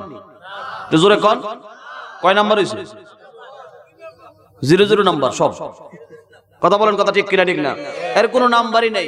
এই কারণে আল্লাহ পাকের কাজ ছাড়া আল্লাহর জান্নাতের আশা করা এটা বেয়াকুফি, এটা বোকামি। যেমন এভাবে বোকামি হয় বিয়া ছাড়া সন্তানের স্বপ্ন দেখলে জীবনও সন্তান হইতো না, তো আল্লাহ পাকের কাজ ছাড়া জান্নাতে যাওয়ার আশা করলে জীবনও জান্নাতে যাওয়া যেরকম হবে কখনোই হবে না। এজন্য আমরা আল্লাহ পাকের কাজ করতে রাজি আছি না নাই? আর যেরকম কাজ করতে রাজি আছি না নাই? তো আল্লাহ সুবহানাহু ওয়া তাআলা আপনাকে আমাকে সে জান্নাতের মালিক বানাবে যদি আমরা তাকওয়া দিলের ভিতরে ফিট করতে পারি। তাকওয়া মানে আল্লাহর ভয়। আল্লাহর ভয় ফিট করতে রাজি আছি তো? এইজন্য আল্লাহ রাব্বুল আলামিন বলেন, ইয়া আইয়ুহাল্লাযীনা আমানুত্তাকুল্লাহ, হে দুনিয়ার ঈমানদার আল্লাহকে ভয় করো, তাকওয়া অন্তরে ফিট করো। আল্লাহর ভয় যদি তোমাদের অন্তরে ফিট হয়ে যায় তাহলে তুমি কিয়ামতের কঠিন ময়দানে সমস্ত মানুষগুলো যেদিন পানি পানি বলে কানবে, চিল্লাবে, হাহাকারের মধ্যে পড়ে যাবে। কিছু কিছু মানুষ নিজের ঘামের মধ্যে হাবুডুবু খাবে, কিছু কিছু মানুষ ঘামের সাগরের ভিতরে ডুবে যাবে। সেই কঠিন ময়দানে আমি আল্লাহ তোমাকে দয়ার মায়া করে আমার আরশের ছায়ার নিচে জায়গা দিয়ে, মাছের কলিজা দিয়ে তোমার মেহমানদারি করে জান্নাতের বাসিন্দা বানায়া দিব। শুধু তা নয়, মুত্তাকি যারা হবে, আল্লাহ ওয়ালা যারা হবে, হাসরের কঠিন ময়দানে আল্লাহ রাব্বুল আলামিন তাদেরকে হিসাব সহজ করে নেবেন। তাদের জন্য হিসাব আসান হয়ে যাবে, কোনো প্রশ্ন করা হবে না, কঠিন কোনো হিসাব হবে না। মুত্তাকি এমন একটা গুণ, যা সমস্ত গুণের উপরের গুণ। যেই গুণের ভিতরে নামাজ আছে, যেই গুণের ভিতরে শরীয়তের সব বিধান আছে, যে লোকটা মুত্তাকি হয়ে যায় তার কাছ থেকে একটা নফল পর্যন্ত ছুটে না।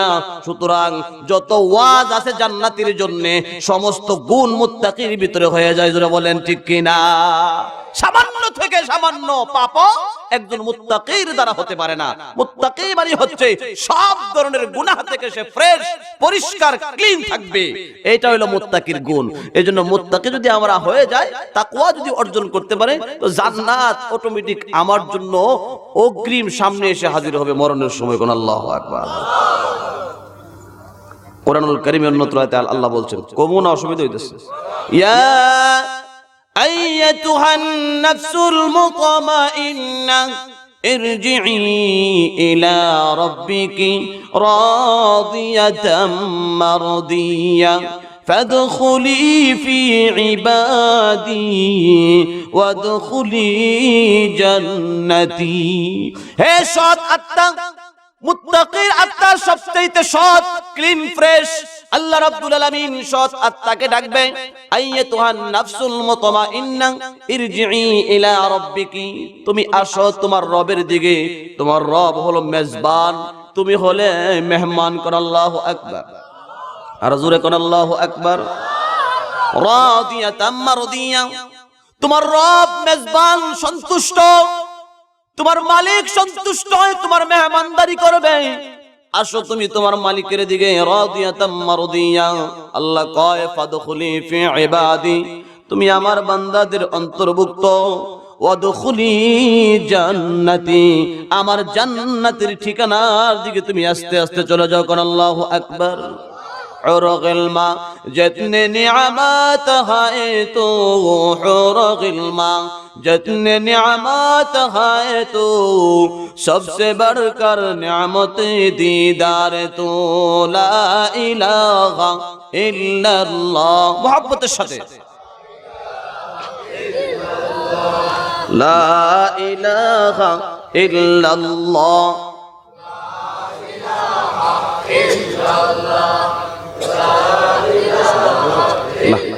گفت قطب شیخ گنگوہی رشید ذکر رایا بھی بہر حالت مفید فکر باطل کو ہٹا دے دل سے رغب ذکر میں تیرے لگا دے روز و شب لا الہ الا اللہ لا الہ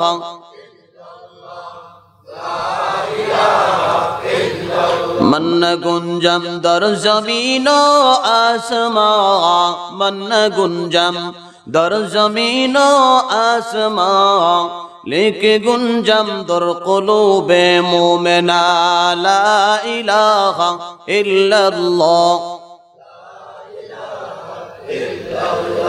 لا الہ الا اللہ মুহাম্মাদুর রাসূলুল্লাহ সাল্লাল্লাহু আলাইহি ওয়াসাল্লাম।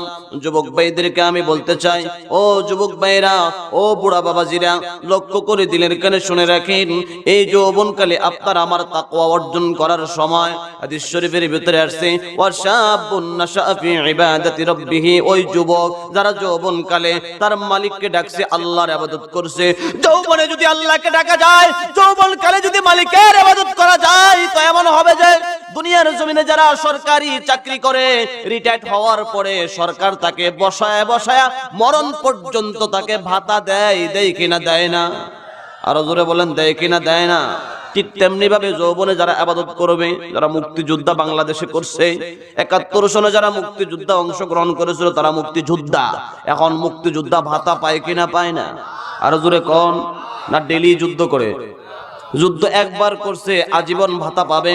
জোরে বলেন কথা ঠিক কিনা? ঠিক কিনা? ঠিক তেমনি ভাবে যৌবনের দাম সব জায়গায়। ফুটবলের মাঠে ঘন্টার ঘন্টা সময় আপনি আমি ফুটবলের মাঠে ফুটবলকে সরাইতে পারি ১-২ ঘন্টা নয়, ৯০ মিনিট, প্রায় ১.৫ ঘন্টা। জোরে কোন কথা ঠিক কিনা? ঠিক কিনা? সকালে ৯০ মিনিট, আবার বিকালে ৯০ মিনিট, আবার ক্রিকেটের মাঠে টেস্ট ম্যাচের ভিতরে ৫ ঘন্টা, ৫ দিন পর্যন্ত আমরা রৌদ্রে পড়ে টেস্ট ম্যাচ খেলে আছে কিনা নাই? আরো জোরে কোন আছে কিনা নাই? মুসলমান ইমানদার গোলাম, ওই যৌবনের শক্তি আপনাকে আমার জোরে আওয়াজ দিয়ে বলেন, কে দিছে? কে দিছে? আল্লাহ দিয়েছেন যৌবনের শক্তি। যুবকের গায়ে যৌবনের শক্তি আল্লাহ দিয়েছেন। এই আল্লাহর দেওয়া শক্তিগুলো ফুটবলের পিছনে সরায়া ক্রিকেটের মাঠে ঘন্টার ঘন্টা সময় দিয়ে ব্যয় করতেছি। যৌবন কালে আপনার সর্ব জায়গায় দাম দেয়, আমার মালিকও আপনাকে দাম দেয়। রে যুবক, আমি আল্লাহ তোমারে বানাইছিলাম যৌবনের শক্তি দিয়া। যখন গায়ে ক্লান্তি আসবে না, আমি আল্লাহকে সিজদা করবে, আমার গোলামি করবে, আমার ইবাদত করবে, মরণের পরে আমি খুশি হইয়া আমার আরশের ছায়ার নিচে আশ্রয় দিয়া আমি তোমার জান্নাতের মেহমান বানাবো। কোন আল্লাহু আকবার। অথচ যুবক যৌবনের শক্তি নিয়ে সব জায়গায় যায়, ক্রিকেটে যায়, ফুটবলে যায়, যাত্রার প্যান্ডেলে যায়, নাট্যকারের নাট্য মঞ্চে যায়, সর্ব জায়গায় যুবককে পাওয়া যায়, কিন্তু মসজিদে ৫ ওয়াক্ত পাওয়া যায় না। আমার আল্লাহ বড় দুঃখ করে কয়, যুবক আমি তোমারে যৌবন দিয়েছিলাম আমার ইবাদতের জন্য। সাহাবায়ে কেরাম যৌবনকাল আল্লাহর কাজে ব্যয় করেছেন, আল্লাহ ওয়ালারা যৌবনের পুরো শক্তি আল্লাহর কাজে ব্যয় করেছেন। জোরে বলেন কথা ঠিক কিনা? ঠিক কিনা? আজকে যুবক যদি ঠিক হয়ে যায়, সমাজের যুবকরা যদি ইসলামের কাজে আগে আসে, তো ইসলাম জিন্দা হয়ে যাবে বাংলার জমিনে। সমস্ত যুবক যদি ইসলামের হাল ধরে, তাহলে ইসলাম চমকাবে প্রত্যেকটা গ্রামে, পাড়ায়, মহল্লায়। জোরে বলেন কথা ঠিক কিনা? ঠিক কিনা?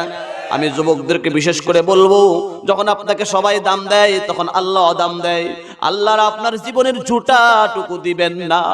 আপনার জীবনের ঝুটা যখন বৃদ্ধ হয়ে গেলেন, এবার ক্রিকেটের মাঠে গিয়া ৯০ মিনিট ফুটবল খেলবেন তো দূরের কথা, চেয়ারে বসে নামাজ পড়া কাফে। দূরে কোন কথা ঠিক কিনা? ঠিক কিনা? ক্রিকেটের মাঠেও যাইতে পারেন না, যাত্রার প্যান্ডেলও যাওয়ার ক্ষমতা নাই, কোন জায়গায় যখন শক্তি নাই, দুর্বল হয়ে গেছেন, দুর্বল কালের জীবনের শেষ বয়সের জোটা আমার মালিকের সামনে চেয়ারে বসে গিয়া উকু আর রুকু। দূরে কোন কথা ঠিক কিনা? ঠিক কিনা? আল্লাহর জীবনের শেষ বয়সের জুটা দিবেন না।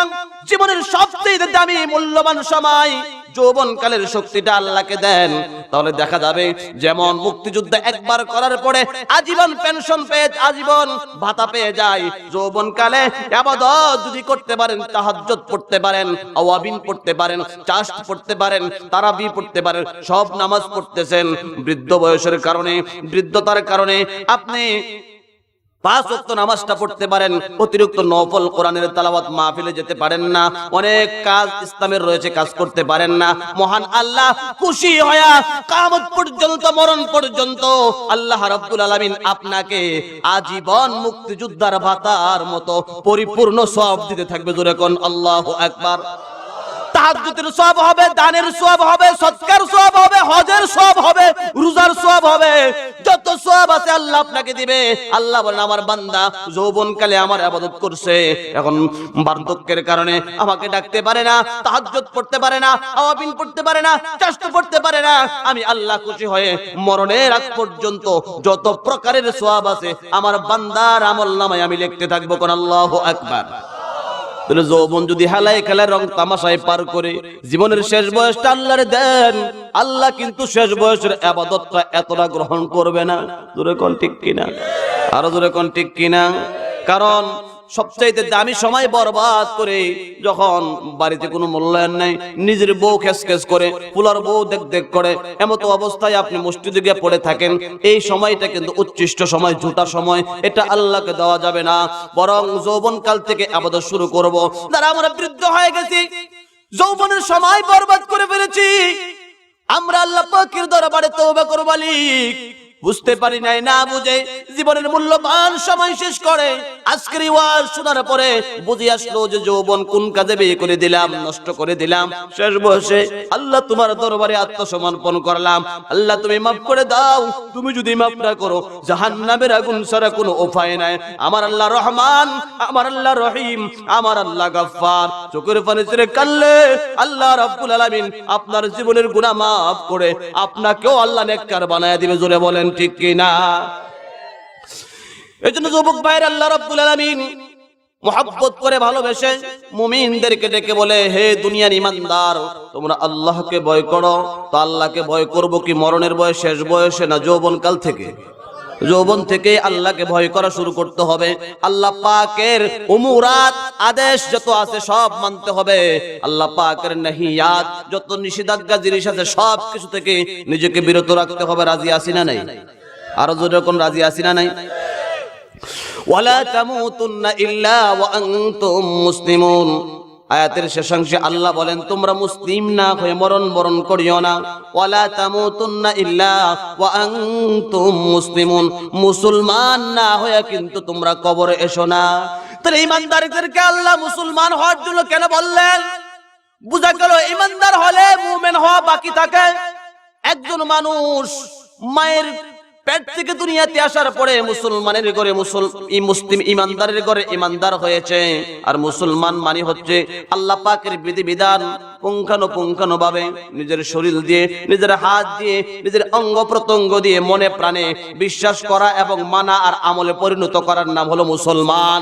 আমলে জিন্দেগি না সাজাইয়া, আমলে জিন্দেগি না সাজাইয়া, পাকা মুসল্লি না হয়ে, পাকা আল্লাহওয়ালা না হয়ে কবরে আইসো না। আল্লাহ ডাক দে, ওয়ালা তামুতুন্না ইল্লা ওয়া আনতুম মুসলিমুন। বড় ব্যবসায়ী হয়ে কবর আইলে মাফ নাই, বড় নেতা হয়ে কবর আইলে কোনো সুযোগ নাই, বড় ডিগ্রি লইয়া কবর আইলে কোনো সুযোগ নাই। মুসলমান হইয়া কবরে আসো। জোরে বলেন কথা ঠিক কিনা? তাহলে মুসলমান, এই আয়াতের ভিতরে আল্লাহ বলেন ওয়ালা তামুতুন্না, মরো না। মরা তো আমাদের কাছেও না, মরা তো আল্লাহর কাছে। জোরে কোন কথা ঠিক কিনা? কে কখন কোথায় কি অবস্থায় মরে যাবে এটা কে জানে? একটু জোরে কোন। একমাত্র আল্লাহ জানে। তো মরে যাব জানি, কখন মরবো এটা তো জানি না। আজকে যদি মুসলমান মরে যাই তাহলে আমরা প্রস্তুত আসিনি যে আমরা আল্লাহর জান্নাতের উপযুক্ত পাত্র হয়ে গেছিনি।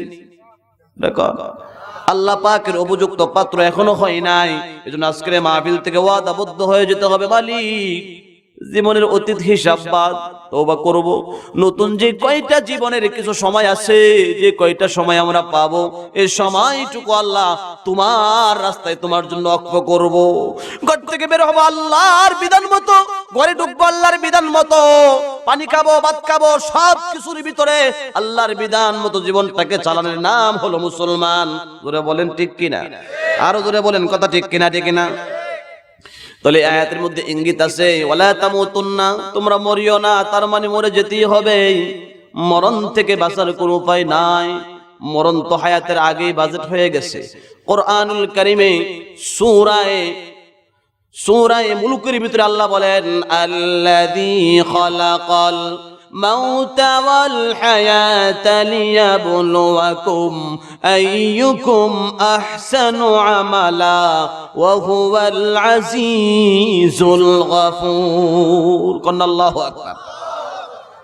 আল্লাহ রাব্বুল আলামিন বলে, ও বান্দা, যে দুনিয়ায় তোমার আমি পাঠাইলাম, যে একটা জীবন দিয়ে তোমার একটা হায়াত দিয়ে পাঠাইলাম, এই হায়াতের আগেই আমি আল্লাহ তোমার কাঁধে মরণ বাজিত করে দিলাম, মরণ তোমার কাঁধে ঝুলাইয়া দিলাম। তার মানে যে দুনিয়া যাও এমন নয় তো গেছো আর আসবা না, চলে আসতেই হবে। জোরে বলেন কথা ঠিক কিনা? এই জানাজার নামাজের আযান নাই, একামত নাই। আমি বলি জানাজার নামাজেরও আযান আছে, জানাজার নামাজেরও একামত আছে। মুসলমানের সন্তান যখন জন্ম নেয় ডান কানে আযান হয়, বাম কানে একামত হয়। তার মানে এটা জানায় দেওয়া হলো, মুসলমান, যে দুনিয়ায় তুমি গেলা, যে দুনিয়ায় তুমি আসলা, তোমার জানাজার নামাজের আযান ডান কানে হয়ে গেছে, বাম কানে তোমার একামত হয়ে গেছে। শুধুমাত্র তোমার জানাজার নামাজটুকু বাকি আছে, এই সময়ের ভিতরে তুমি পাগল পারা হয়ে দুনিয়ার পেছনে দৌড়াচ্ছ, আমার মালিকের আসল হুকুমের কথা কোনো খবর নাই। জোরে কোন ঠিক কিনা? চলে যেতে হবে, কারণ চলে গেছেন আমার আপনার নবী, যিনি আকায়ে নামেদার তাজদারে মদিনা, গোটা বিশ্বের প্রেসিডেন্ট যার খাতিরে আল্লাহ তামাম কায়নাত বানাইছেন। সে নবী যেহেতু থাকতে পারে নাই, সুতরাং আমরা নবীর উম্মত হয়ে থাকার দুঃসাহস করতে পারি না। জোরে বলেন ঠিক কিনা? নবী যেহেতু চলে গেছেন, সুতরাং আমাদের থাকার কোনো অধিকার আছে না। জোরে কর না, থাকতে পারবো? আর রাহিকুল মাকতুম নামক কিতাবের ভিতরে আসছে, নবীজি চলে যাওয়ার সময় কাঁদছেন, খুব কাঁদছেন উম্মতের জন্য, গুনাহগার উম্মতের জন্য নবী কাঁদে। বিশ্ব নবী যখন দুনিয়া থেকে চলে যাবেন, আবার আপনার নবী অসুস্থ হয়ে গেছেন। নবীজি অসুস্থ হয়ে হাত পা গুলো থরথর করে কাঁপতেছে, জ্বর এসে গেছে, মাথা ব্যথা শুরু হয়েছে। এমত অবস্থায় মা ফাতেমার কাছে সংবাদ পৌঁছানো হলো। মা ফাতেমা হাসান হুসাইনকে সঙ্গে করে নিয়ে এলোমেলো কেশ, পাগলের বেশ, বাবার এই সংবাদ শোনার পরে দৌড়ায় আর নবীজির দরবারের দিকে যায়। এমত অবস্থায় মা ফাতেমা পাগলের মতো কান্দে আর সাহাবীদেরকে ডাক দেয়, সাহাবীরা রে, আমার আব্বা দুনিয়াতে আসেনি, আমার কাছে সংবাদ আসছে আমার আব্বা নাকি অসুস্থ হয়ে পড়ছে, গিয়ে আমার আব্বাকে আমি পাবো না আমাকে রেখে দুনিয়া থেকে চলে গেছে। কান্না, আল্লাহু আকবার। মা ফাতেমা কান্না শুরু করে দিয়েছে। হাদিসে আসছে মা ফাতেমার গঠন, মা ফাতেমার চলাফেরা, মা ফাতেমার চেহারা, পা, অঙ্গ প্রত্যঙ্গ সবকিছু আমার নবীর সঙ্গে মিল ছিল। কান্না, আল্লাহু আকবার। নবীর নমুনা, নবীজির সন্তান। হাদিসে নবীজি বলছেন, ইয়া ফাতেমা মিন বিজঈ লা ইয়াগুররান্নাকা আন্নাকা বিনতুন নবী। ও ফাতেমা, তুমি আমার শরীরের অংশ। আল্লাহু আকবার। তুমি আমার কন্যা, আমার সন্তান। তুমি তোমার একটা নসিহত আমি করে যাই, তুমি এমন মনে করো না যে আমি তো বিশ্ব নবীর কন্যা, আমার তো আমলের দরকার নাই, আমি ফিরি ফিরি জান্নাতে ঢুকে যাব, এটা কখনোই তুমি কল্পনা করবে না। আমাদের দেশে খালু যদি হয় বড় অফিসার, তো বাগিনার চাকরি ফ্রি। জোরে কন্যা কথা ঠিক না? দোলাভাই যদি হয় বড় অফিসার, তাহলে শালার চাকরির কোনো ঘুষ লাগে না, টাকা লাগে না, ফিরি ফিরি চাকরি। জোরে কোন কথা ঠিক কিনা? এইভাবে সম্পর্কের দোহাই দিয়ে চাকরি হয়ে যায়, সম্পর্কের দোহাই দিয়া ভালো ভালো পজিশন গুলো দখল করা যায়। নবীজি বলেন, লা ইয়াগুররান্নাকা আন্নাকা বিনতুন নবী, আমি তো বিশ্ব নবীর কন্যা, এই সম্পর্কের দোহাই দিয়ে তুমি বাঁচতে পারবে না। তোমাকে যদি জান্নাতে যেতে হয়, আমার মালিকের আমল ছাড়া জান্নাতে যাওয়া হবে না। কোন আল্লাহু আকবার। ও মুসলমান, বিশ্ব নবীর কন্যা হয়ে যদি আমল ছাড়া জান্নাতে না যাওয়া হয়, তাহলে আমরা কেমন? আমল ছাড়া জান্নাতের কল্পনা করা এটা বোকামি ছাড়া আর কোনো কিছুই না। এই জন্য জীবনের সময় শেষ হয়ে যাচ্ছে, শেষ বয়স হলো আমার মালিকের কাছে তওবা করে জীবনটাকে শুদ্ধ করে আত্মশুদ্ধি করে জান্নাতের পবিত্র পাত্র হয়ে জান্নাতের মেহমান হওয়ার দরকার। জোরে বলেন ঠিক কিনা? বন্ধুরা, আমার মা ফাতেমা কান্দে, পাগলের মতো দৌড়ায়। বিশ্ব নবী সটফট করতেছেন। মা আয়েশা সিদ্দিকা রাদিয়াল্লাহু আনহা নবীজির মাথা থেকে ঘামগুলো মুছতেছেন, জলপট্টি মাথায় দিচ্ছেন। এমত অবস্থায় মা ফাতেমা দৌড়ায় হাজির, কান্দে, বাবা আপনার কেমন লাগে গো আব্বা? বাবা, আপনি আমাকে রাইখা দুনিয়া থেকে চলে যাইতে পারেন না, আপনার কলিজার টুকরা নাতি হাসান হুসাইনকে সঙ্গে করে নিয়ে আসলাম। তাকায় দেখেন আপনার হাসান হুসাইন কাঁদতেছে। হাসান হুসাইনের চোখের পানি দিকে আল্লাহ রাসূল করে, কাঁদিস না রে হাসান, দুনিয়া থাকার জায়গা না, আমার আগে আরো হাজার হাজার পয়গম্বর নবী রাসূল চলে গেছে। ইন্নাকা মাইয়িতুন ওয়া ইন্নাহুম মাইয়িতুন। এখন নবী আপনি মরণশীল, চিরস্থায়ী ঠিকানা নয়, চিরস্থায়ী বাসস্থান নয়, থাকার জায়গা না, থাকতে পারে নাই, থাকতে পারবেন না। আনে ওয়ালা যারা আসবে কিয়ামত পর্যন্ত কেউ থাকতে পারবে না। ক্ষণস্থায়ী জিন্দেগি। জোরে বলেন ঠিক কিনা? ক্ষণস্থায়ী জিন্দেগি। দুনিয়ার পিছনে আর দৌড়েন না, এটা আনুষঙ্গিক। আল্লাহর কাজটা আসল, এটা আনুষঙ্গিক। দুনিয়াটারে আসল বানাইছি, আল্লাহর কাজটারে আনুষঙ্গিক বানাইছি। এই কারণে মুসলমান পিটা খায়, মার খায়, নির্যাতিত, নিপীড়িত, নিষ্পেষিত একটাই কারণ, মুসলমানের মালিকের সঙ্গে মুসলমান গাদ্দারি করছে। কথা বলেন ঠিক কিনা? মালিকের সঙ্গে সম্পর্ক নাই, মুসলমানের সম্পর্ক ছিল আল্লাহর সাথে। যদি মুসলমান আল্লাহর জন্য হয়ে যায়, তামাম পৃথিবীর সব জায়গায় মুসলমানের রাজত্ব চলবে। জোরে বলেন ঠিক কিনা? हम मुसलमान हैं, हम में मुसलमानी नहीं, हम मोमिन हैं, हम में ईमान, हम मोमिन कामिल नहीं। আমরা মোমেন ঠিকই, জন্মগত মোমেন, কুরবানির বড় গরু জবে করার মোমেন। আমরা মুসলমান ঠিকই, সবচেয়ে বড় টুপি, সবচেয়ে বড় পাঞ্জাবি, বগলের নিচে যায় নামাজ, শু আর সার মুসলমান। আজকাল কি মুসলমান मिसले कागज फूल है, देखने में खुशनुमा, वो कुछ नहीं है। কাগজের ফুল কত সুন্দর সাজায় রাখছে, দেখতে বড় সুন্দর দেখা যায়, কিন্তু ফুলের যে মহত্ব, গ্রান, নাকের কাছে নিলে কোনো গ্রান নাই, কাগজের ফুলে গ্রান নাই। ঠিক তেমনি ভাবে আমরা শু আর সার মুসলমান হয়ে গেছি, দেখানের মুসলমান হয়ে গেছি, অরিজিনাল গ্রানওয়ালা মুসলমান হতে পারি নাই। জোরে বলেন ঠিক কিনা? অরিজিনাল তাকওয়াওয়ালা মুসলমান যদি হয়, পৃথিবীর সর্ব জায়গায় মুসলমানের রাজত্ব ছিল। শায়েরের ভিতরে, কবিতার ভিতরে আছে, चीन अरब हमारा, हिंदू सता हमारा, मुस्लिम है हम वतन है, सारे जहां हमारा, तौहीद की अमानत सीनों में हमारा, आशा नहीं मिटाना नामो निशा हमारा, दुनिया की हर बुत कदू में फैला वो घर हमारा, आशा नहीं मिटाना नामो निशा हमारा। পৃথিবীর সর্ব জায়গায় যেখানে মূর্তি ছিল, মূর্তি ভেঙে মসজিদ হয়েছিল।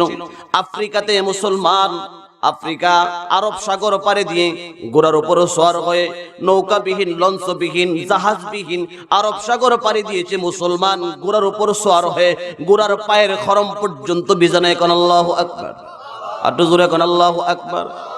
ওই তাকওয়ালা মুমিন আজকে দুনিয়াতে নাই। মুমিন যদি তাকওয়ালা হয়, মুমিনের ভিতরে যদি তাকওয়া থাকে, আল্লাহর ভয় থাকে, আল্লাহকে যদি ভয় পায়, দুনিয়ার সবাই মুমিনরে ভয় পায়। মুমিন তো আল্লাহরে ভয় পায় না, এই কারণে মুমিনকে পৃথিবীর কোনো জাতি ভয় পায় না। আজকে বারবার মুসলমান নির্যাতিত, মুসলমানের সন্তানকে গলার মধ্যে ছুরি লাগাইয়া জব করে। তোরে কোন কথা ঠিক কিনা? হাজার হাজার আমাদের মুসলিম মা বোনদেরকে নির্যাতন করা হচ্ছে, ধর্ষণ করা হচ্ছে, যুবকদেরকে গাছের মধ্যে ঝুলাইয়া শহীদ করা হচ্ছে। আজকে মুসলিম রাষ্ট্রগুলো তাকায় রয়েছে, কোনো প্রতিবাদ জানায় না। একটাই কারণ, মুসলমানের ভিতরে বন্ধন নাই, ভালোবাসা নাই, ইমানের ভ্রাতৃত্বতা, মুসলমানের ভ্রাতৃত্বতা। ইমান যদি ঠিক থাকে তো ইমানের চাহিদাই আরেকজন মুমিনের জন্য দরদ বাড়ে। জোরে বলেন ঠিক কিনা?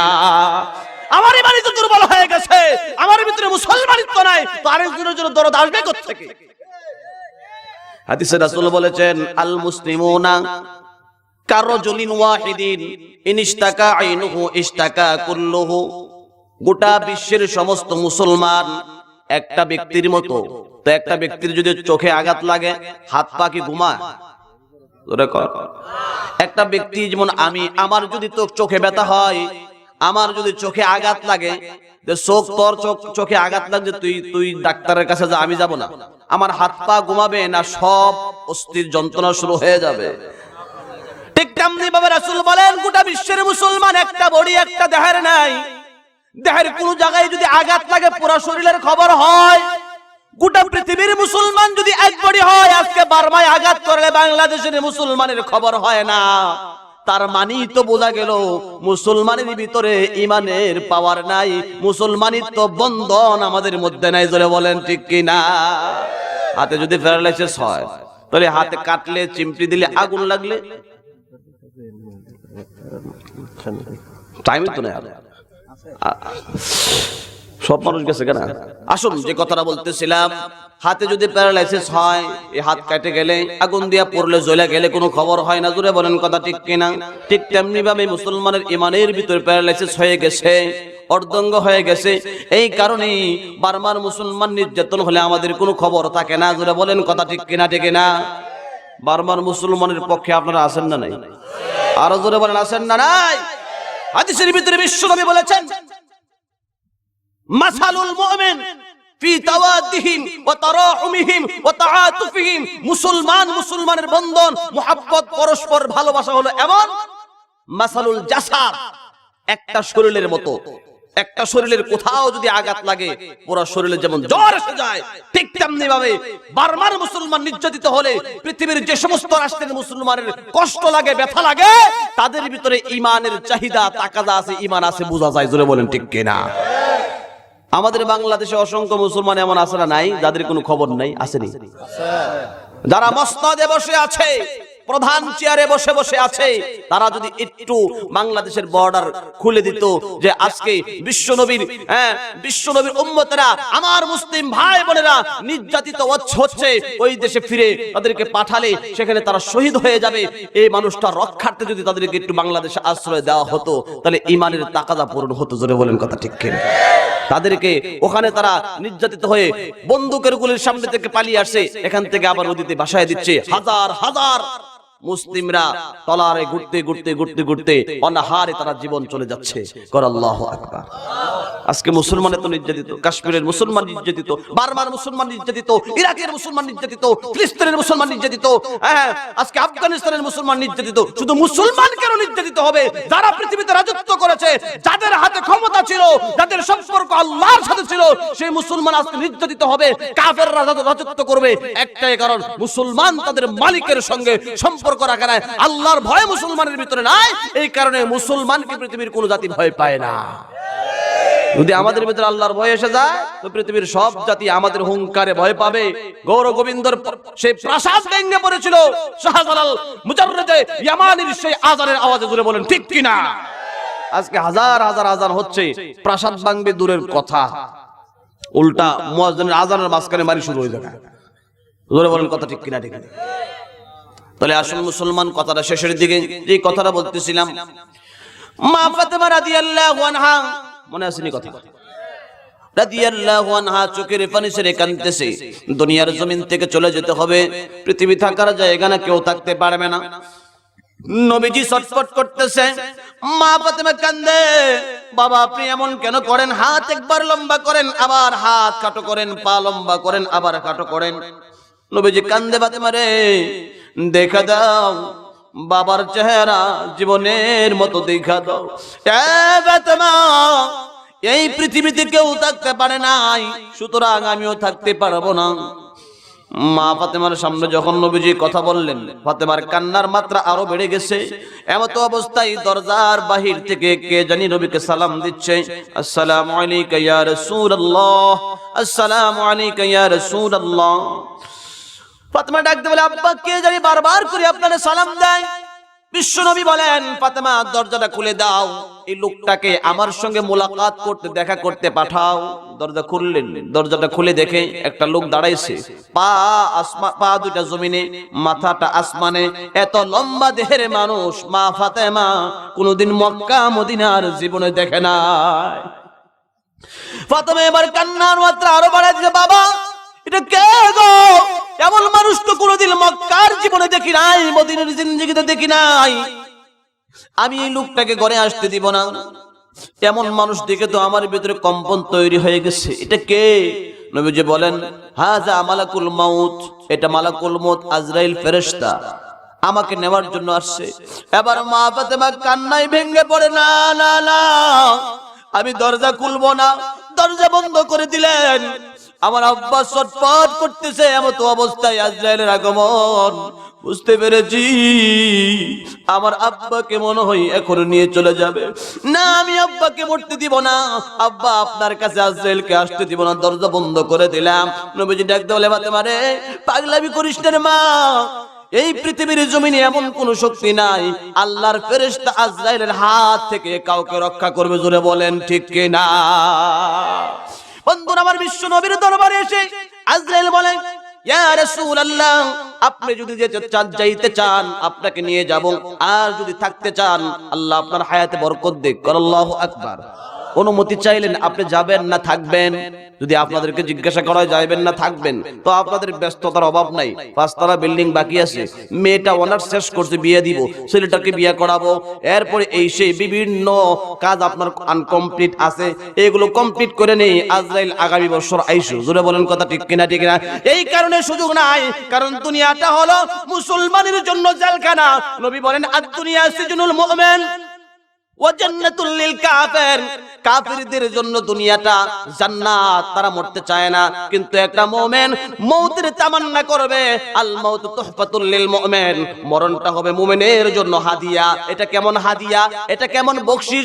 যেই বকশিশ দিলে পরে, যেই হাদিয়া দিলে পরে এমন একটা জান্নাতে যাওয়া যায়, যেই জান্নাতে যাওয়ার পরে কোনো শোরগোল নাই, কোনো কষ্ট নাই, কোনো কামাই নাই, রোজগার নাই, সবকিছু ফিরি ফিরি অটো, সবকিছু অটো অটো ফিরি ফিরি আল্লাহ রাব্বুল আলামিন আপনার আমার সামনে হাজির করে দিবে। কোন আল্লাহু আকবার। তো ওই ঠিকানায় যেতে হলে মরণ বরণ করতে হবে। এই জন্য হাদিসে রাসূল বলেন মৌত হলো একজন মুমিনের জন্য, তাকওয়াওয়ালা মুমিনের জন্য মরণটা হলো হাদিয়া। কারণ এই হাদিয়ার পরে তার আসল বাড়ি জান্নাতে যাবে। আমাদের আসল বাড়ি কি দুনিয়ায় না জান্নাতে? আসল বাড়িতে যেতে চাই কিনা? চাই না। তো এই দুনিয়ার বাড়ির মহব্বতটা একটু কমাইতে হবে। ইমানের সবচেয়ে উন্নত মানের শাখা স্তর হলো দুনিয়ার মহব্বত দিল থেকে পরিষ্কার করে আখিরাতের মহব্বত দিলে ঢুকাইতে হবে। থাকা যেহেতু যাবেই না, যেতেই হবে, সুতরাং আমাদেরকে আখিরাতের একটু কাজ করার দরকার। জোরে বলেন কথা ঠিক কিনা? কাজ না করে গেলে উপায় আসেনি। আটো জোরে কোন? এমন না যে জান্নাত পাইতাম না তো অসুবিধা নেই, জান্নাত দিয়ে না অসুবিধা নেই। জান্নাতের বারান্দার সাইডে রেল স্টেশনে শুয়ে থাকা না মমি সিংহারা, এমন একটা জায়গা দিলেই হলো। জান্নাত নাই মানে জাহান্নাম, পরপারে অন্য কোনো ঠিকানা নাই। হয়তো জান্নাত নয়তো জাহান্নাম, আরাব আছে এটার মধ্যে, আপনারা না। হয়তো জান্নাত নয়তো জাহান্নাম। জান্নাতও না যাইতে পারলে গাড়ির টিকিট মিস করলে ডাইরেক্ট জাহান্নাম। যদি এখন কথা ঠিক কিনা? কথা বলেন ঠিক কিনা? ঠিক না? আল্লাহ পাক আমাদেরকে জান্নাতে যাওয়ার তৌফিক দান করুন, সকলে বলি আমিন। আর মা বোনদেরকে নসিহত করার জন্য বলা হয়েছে, অত্যন্ত গুরুত্বপূর্ণ কথা ছিল মা বোনদের ব্যাপারে। সময় একবারে স্বল্পতা, আর আপনারা অনেকে চলে গেছেন, কষ্ট হচ্ছে আপনাদেরও শীতের রাত্র। মা বোনদেরকে আমি বলবো, আপনারাও যে আজকের যে আলোচনা, এটা পুরুষ এবং মা বোন উভয়ের জন্য। স্বামীর মালের হেফাজত করা, স্বামীর সন্তানদেরকে পড়াশোনা শেখানো, এবং স্বামীর ইজ্জত আর সম্মান করা, স্বামীকে সবসময় শ্রদ্ধা করা, স্বামীর কথা মতো চলা। আর স্বামী যদি নেককার হয় আলহামদুলিল্লাহ, স্বামী যদি কথা মতো না চলে তার জন্য বেশি বেশি করে আল্লাহ পাকের কাছে দোয়া করা। স্বামী নির্যাতিত হয়ে মালিকের কাছে দোয়া করে করে আল্লাহ পাকের কাছ থেকে মঞ্জুর করা, স্বামীকে সংশোধন করানো, এটা আমরা সবসময় মনে রাখবো। মেয়েদের জান্নাত খুব সহজ, তারা যদি আমল করে। মা ফাতেমা কত কষ্ট করেছেন, এক জোড়া কাপড় দিয়ে কত কষ্ট করে জীবন পরিচালনা করেছেন, আল্লাহ পাকের উপর তাওয়াক্কুল করে ছিলেন।